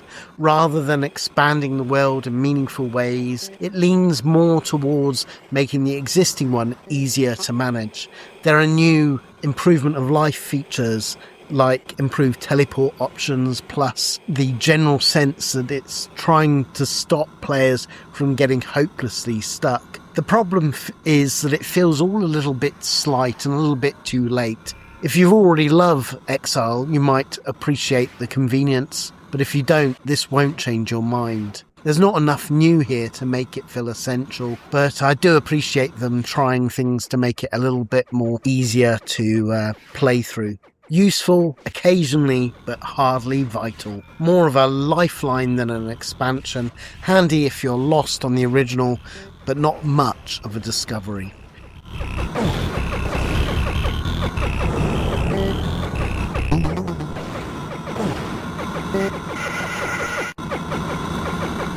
And that brings me on to Exit 13, a straightforward puzzle game. Exit 13 keeps things very simple. You're faced with a single screen layout of shapes and you must work out how to arrange them or clear them to solve each level.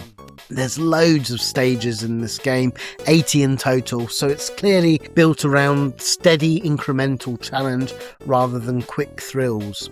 It's the sort of game that relies on patience and pattern spotting. Early levels ease you in, but things soon become really demanding and fiddly, and involving careful thought rather than trial and error mashing.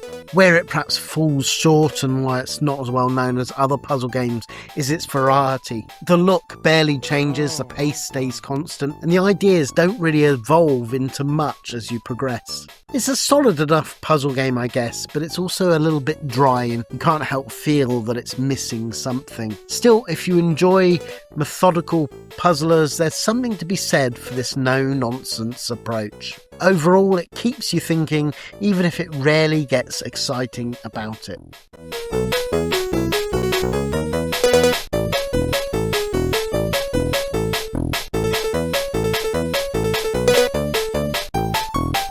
Oh, well done. Okay, next we have Exodus 3010, the final chapter. Part strategy sim, part space adventure. Exodus 3010 feels like several games stitched together and sent drifting into space. You're in charge of a massive colony ship, carrying the last survivors of humanity and tasked with finding a new home while juggling resources, crew and survival. Most of the game plays out through menus, building ships, managing pilots, gathering materials from asteroids and keeping your fragile expedition alive. Every decision matters, as resources are limited and mistakes can quickly spiral. Where it differs is in its attempt to break things up. There are direct control sections where you pilot your ship yourself, plus encounters with aliens that offer dialogue choices rather than immediate conflict. It's an ambitious and surprisingly deep game, but it is intense. The interface takes getting used to, and the pacing here can be slow and really can drag, and not all of its ideas land particularly well as they should. Overall, huge ideas, mixed execution, more Space Odyssey than a smooth journey, but there's something to be said with it, and I think it's worth at least a look.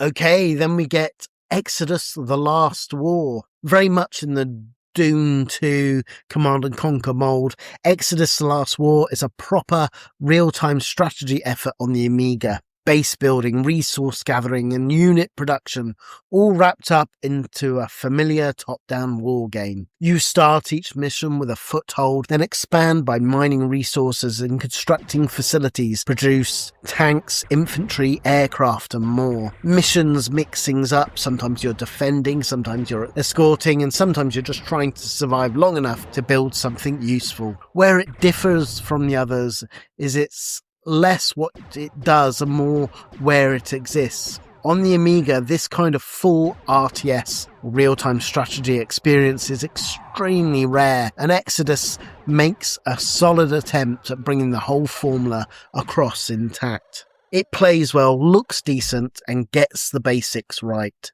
but it doesn't really push beyond that. It's a proper real-time strategy on the Amiga at last, just don't expect it to rewrite the battle plan.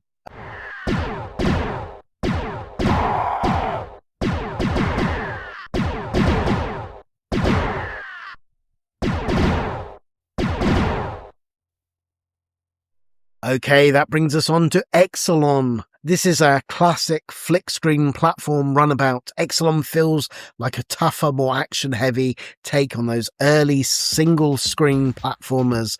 And of course, this was really big on the Spectrum. Like those brutal 8-bit games, it has less room for error. And, perhaps it's not going to show the Amiga and what 16-bit can do.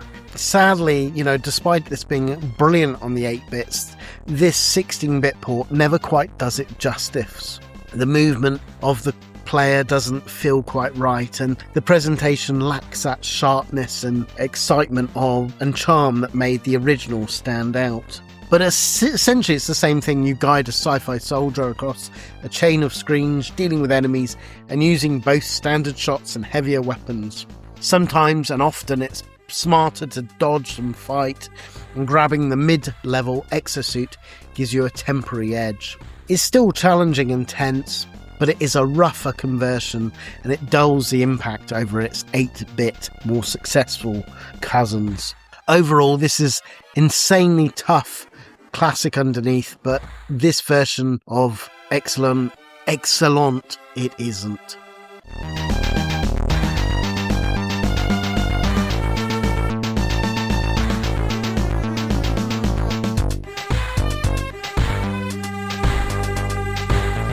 And that brings me on to the Experiment. Very much in the LucasArts light camp, this is a point-and-click adventure that leans hard on familiar ideas, exploring locations, collecting items, and poking everything with a set of simple action icons. You play as a lone survivor of an alien attack on a space base, wandering around, fixing damage, and piecing together what actually went wrong. It's all fairly standard stuff: talk, use, combine, repeat, with puzzles driving progress from one area to the next. Where it differs is mainly in its scale and polish, or lack of both. But it is a homebrew game, and therefore it's smaller, simpler, and a bit rough around the edges compared to the big names it borrows from. But, it does work in the fundamentals, and I had a good time with it, even if it just isn't perhaps engaging enough to pull you completely in. Not bad, just a little bit plain. Overall, a small space adventure that gently lifts off, more charm than thrust, but it orbits nicely.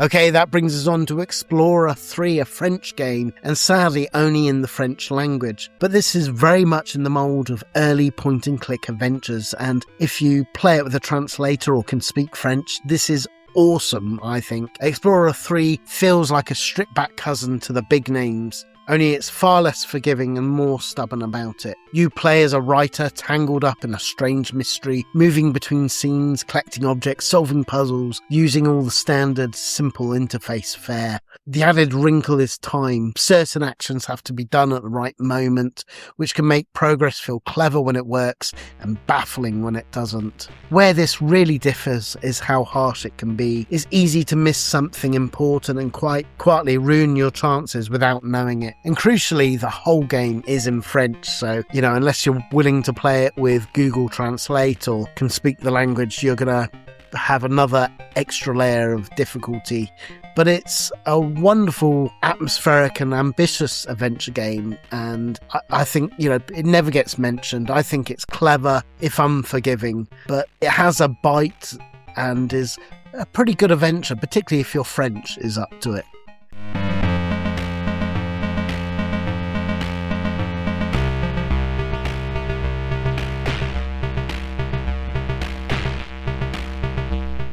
And that brings me on to Explora, released in 1993. This is a straightforward top-down puzzler. Explora feels very much in the Sokoban school of thought, pushing things around, plan ahead and try not to trap yourself in a corner. You play as a gold hunter, clearing single-screen levels by collecting all the treasure before the time runs out. The twist is how you get there, pushing crates, using teleporters, and even creating makeshift bridges across gaps. Some tiles are hazardous and will behave oddly, so each screen becomes a small logic puzzle problem to untangle.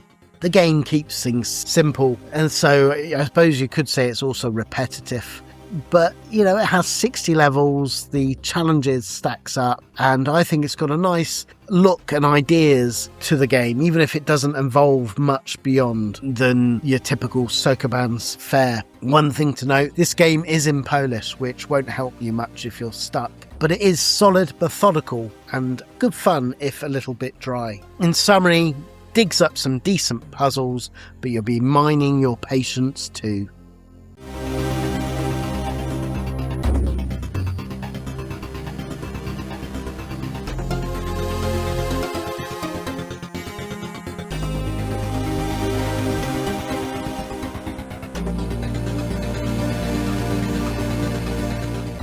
And that brings me on to Extase. This is an interesting one. Trying to explain Extase is half the problem. It's a puzzle game, but not like anything obvious. It feels more like you're tinkering with a strange electronic toy than solving a tidy little problems. The screen is filled with wires and switches and fuses arranged around a central android face. Your job is to wake parts of her mind by sending energy pulses along circuits before your opponent does. You release and guide these pulses, adjust switches, rebuild connections, and deal with rogue sparks that happily ruin your plans. Where it differs is how tactile and unpredictable it feels. It's part strategy, part reflex, and part quiet confusion. Add in the competitive element where you can sabotage or steal from the other side, and it becomes oddly tense and really quite engaging. I think it's a clever, original, and a bit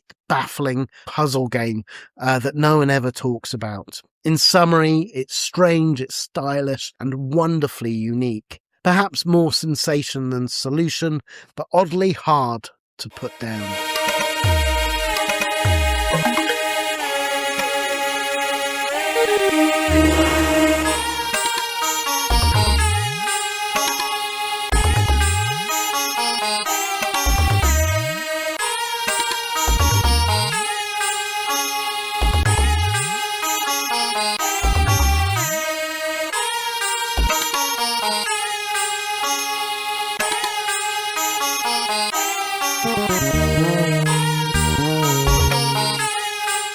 And that brings me on to Exterminator, based on a really obscure 1989 arcade game. Exterminator already starts off on a slightly odd footing, and the Amiga version keeps that strange energy intact. You control a floating hand, yes really, and you move from room to room in a suburban houses, clearing out waves of insect, rats, and anything else that's decided to come at you and declared a pest. Enemies approach along lanes and you deal with them by grabbing, squashing or shooting while filling floor tiles to progress. Where it differs is its perspective and tone. Its first-person, lane-based arcade experience with a mix of twitch reactions and slightly awkward positioning. It feels all very unusual and a little weird and perhaps not completely polished, a little quirky. And like the arcade parent, the problem is its repetition. Rooms and enemies are just the same, really. It doesn't do anything new, and therefore the novelty does wear off. Still, I think it's an interesting game. Definitely not going to last too long before you get bored, but nevertheless, it's weird, original, and a bit forgotten, like the arcade game it crawled out of, and, therefore I think it's worthy of a little try.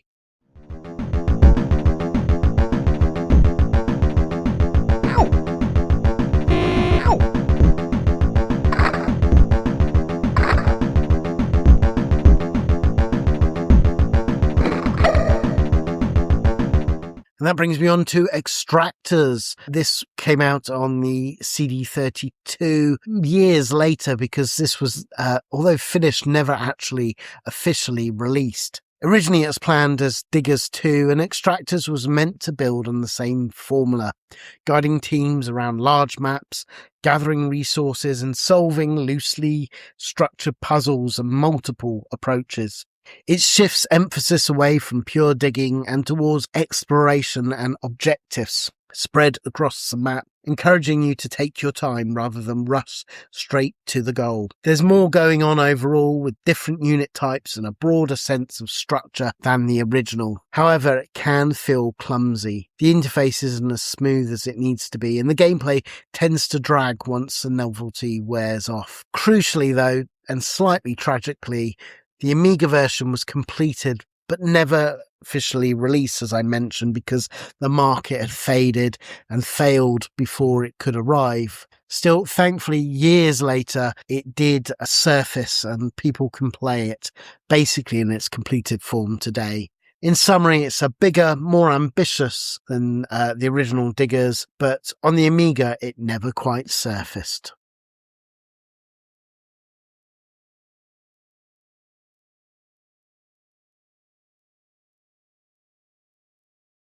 And then we come to Extrema. This is a very late addition to the Amiga scrolling shooter pile. Extrema is a straightforward vertical blast fest that sticks closely to familiar territory. You pilot a ship up the screen, dodge incoming fire and shoot everything that moves. No surprises, no twists, just waves of enemy and bullets. Where it differs, if at all, is in its origins. This is very much a small-scale, almost homebrew style effort, released as freeware and built with modest tools, and it shows. The graphics are functional, the action is serviceable. It never quite finds the speed or polish or excitement that you'd expect from the genre's best. However, it does what it sets out to do. Sure, it doesn't have the flair, but there's nothing broken here. Just nothing that stands out either, but it's still worthy of a little play. In summary, I think it's a serviceable shooter, never quite takes off. More of a gentle glide than a full-on Extrema.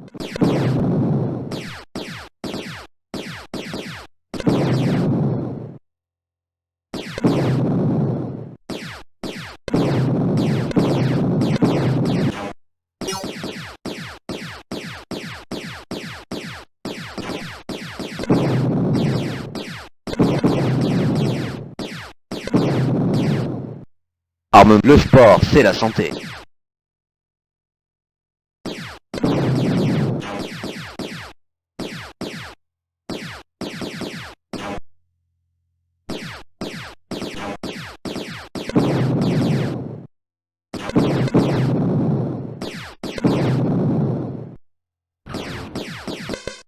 And that brings me on to a real favourite of mine. It is Extreme Violence. Very much a playground brawl in digital form. Extreme Violence is a 2-player focused arena that drops you into a randomly generated maze and tells you to sort things out the messy way. You and a friend run around the scrolling map armed with basic weapons and a scatter of power-ups, sneakily looking at the other section of the screen to see where your human opponent is. The whole idea is a bit like combat. You're trying to rack up 10 kills before the other person does.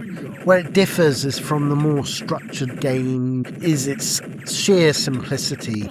There's no story or progression, just frantic duels, great different weaponry you can pick up, and things to spice things up like bouncing shots, faster movement, bigger weapons.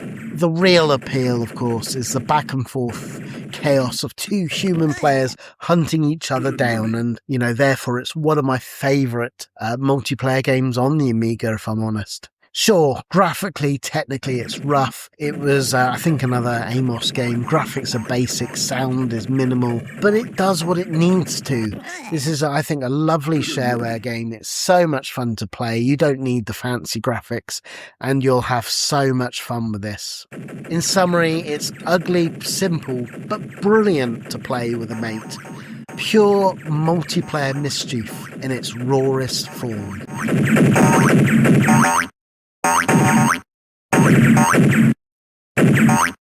Bingo!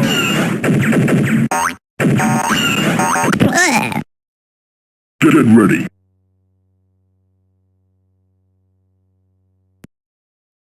Now, one thing I didn't know until doing these video series is in 2024, Extreme Violence 2 was released. This is a sequel in spirit rather than history. Extreme Violence 2 is an unofficial follow-up to the original shareware cult favourite, built decades later as part of a sequel that never was idea. The core idea remains the same: players running around the arenas trying to outshoot each other, but this version expands things quite a bit. Most notably, it supports finally 4 players instead of 2, turning those tight duels of the original into proper chaotic free-for-all death matches. AI bots are also included, so if you struggle like me to find fellow people to play these old games with you, at least you can have a go and enjoy yourself. There's also many other features, extra weapons, smarter movement, and more varied arenas. It all makes it feel far less bare bones than its Amos original. And still it keeps, though, the rough and ready charm rather than polishing everything away. It's bigger, busier, and arguably more fun in a group. A great update, with very much the same game still underneath in its beating heart. In summary, some mayhem, more players, turns this scrappy duel into a full-on brawl, and I love it. Bingo! Extreme! Bingo!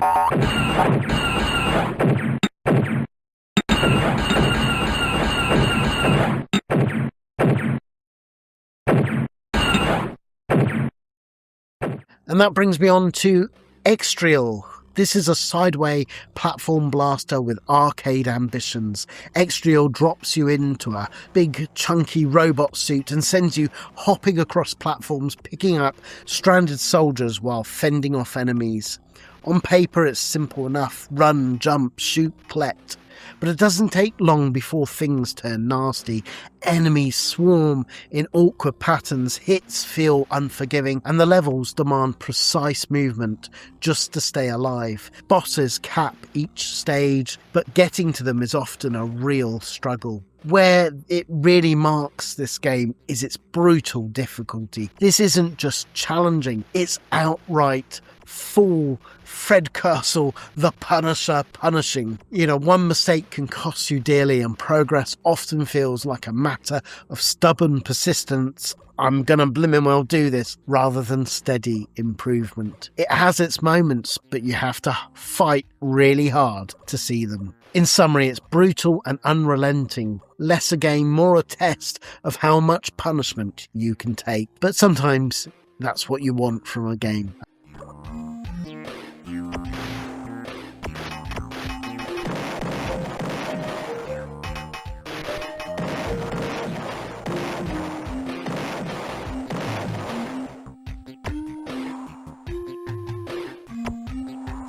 Okay, this brings me on to the Eye of Horus. This is a weird, odd mix of platform action and exploration. The Eye of Horus feels like it's trying to blend arcade shooting with maze-based quest. It never quite settles on what it wants to be. You guide Horus through a sprawling Egyptian labyrinth, hunting down the scattered pieces of Osiris while fending off the animated hieroglyphs and traps. Movement is side-on, but the structure is more open-ended, with rooms linking together rather than a simple left-to-right march. You can even transform into a hawk and move more freely, which adds a bit of a variety and brings to mind games like The Alchemist on the Spectrum. Where it differs is that blend of exploration and action. It's not as tight as a pure platformer, nor as thoughtful as a proper adventure. You know, sometimes it just leaves it slightly awkward in between. But I think it's worthy of a mention because it's ambitious, atmospheric, and occasionally, yes, it's frustrating and never quite clicks as a whole, but it still has something that's worthy of your time. In summary, it's a maze full of promise. Just don't expect to get out of the labyrinth to the enjoyment.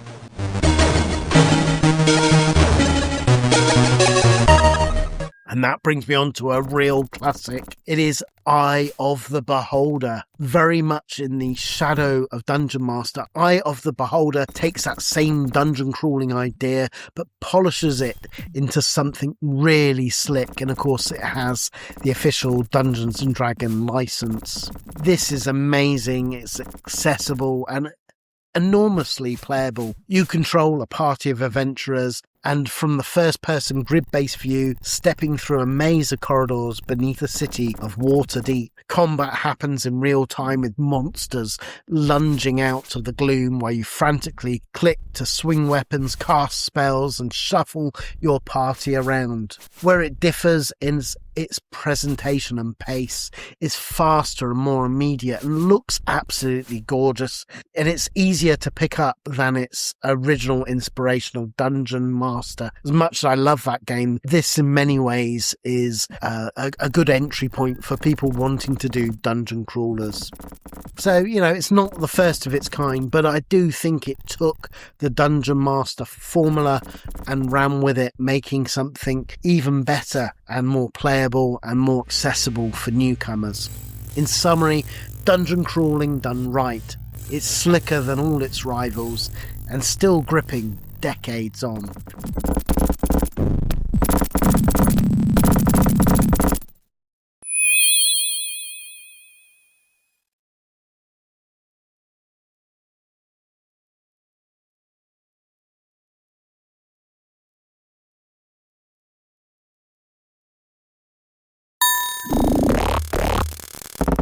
And that brings me on to Eye of the Beholder 2, The Legend of Dark Moon. Very much a direct sequel. Eye of the Beholder 2 sticks closely to the first game's formula. First-person, dungeon crawling, real-time combat, and plenty of careful mapping. But it stretches everything a little bit further. You lead a party into the Temple of Dark Moon, again exploring grid-based corridors, fighting monsters, doing all the usual stuff with the same sort of combat and user interface. But where it improves is its sheer scope. Now in the sequel there's outdoor areas, more story, cutscenes and encounters with non-player characters that give the world a bit more life than the first game managed. It's a lot harder as well, with more challenge and tougher enemies and less room to simply dodge past trouble, which was always a way you could do it in the original. So yes, it's not a reinvention, but it's bigger, meaner version of something already solid. In summary, the same dungeons, darker corners, polished, tougher and deeper than before. And, you know, sadly it was the last Eye of the Beholder game that came out on the Amiga. The PC did get Eye of the Beholder 3, and you can play that on GOG. And all the first, you know, you can buy the trilogy of Eye of the Beholder on things like GOG and Steam.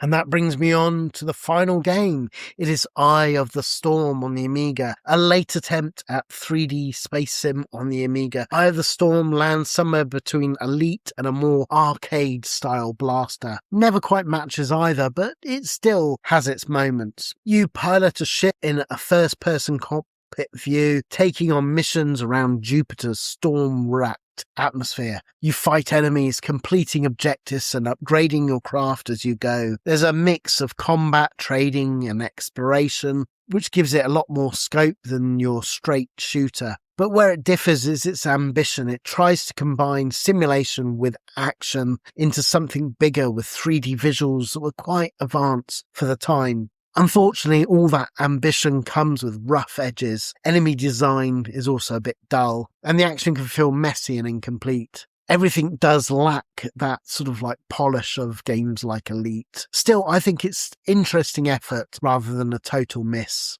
and worthy of a quick play. In summary, big space ambitions, caught in a storm, impressive ideas, but it is a bit of a rough ride.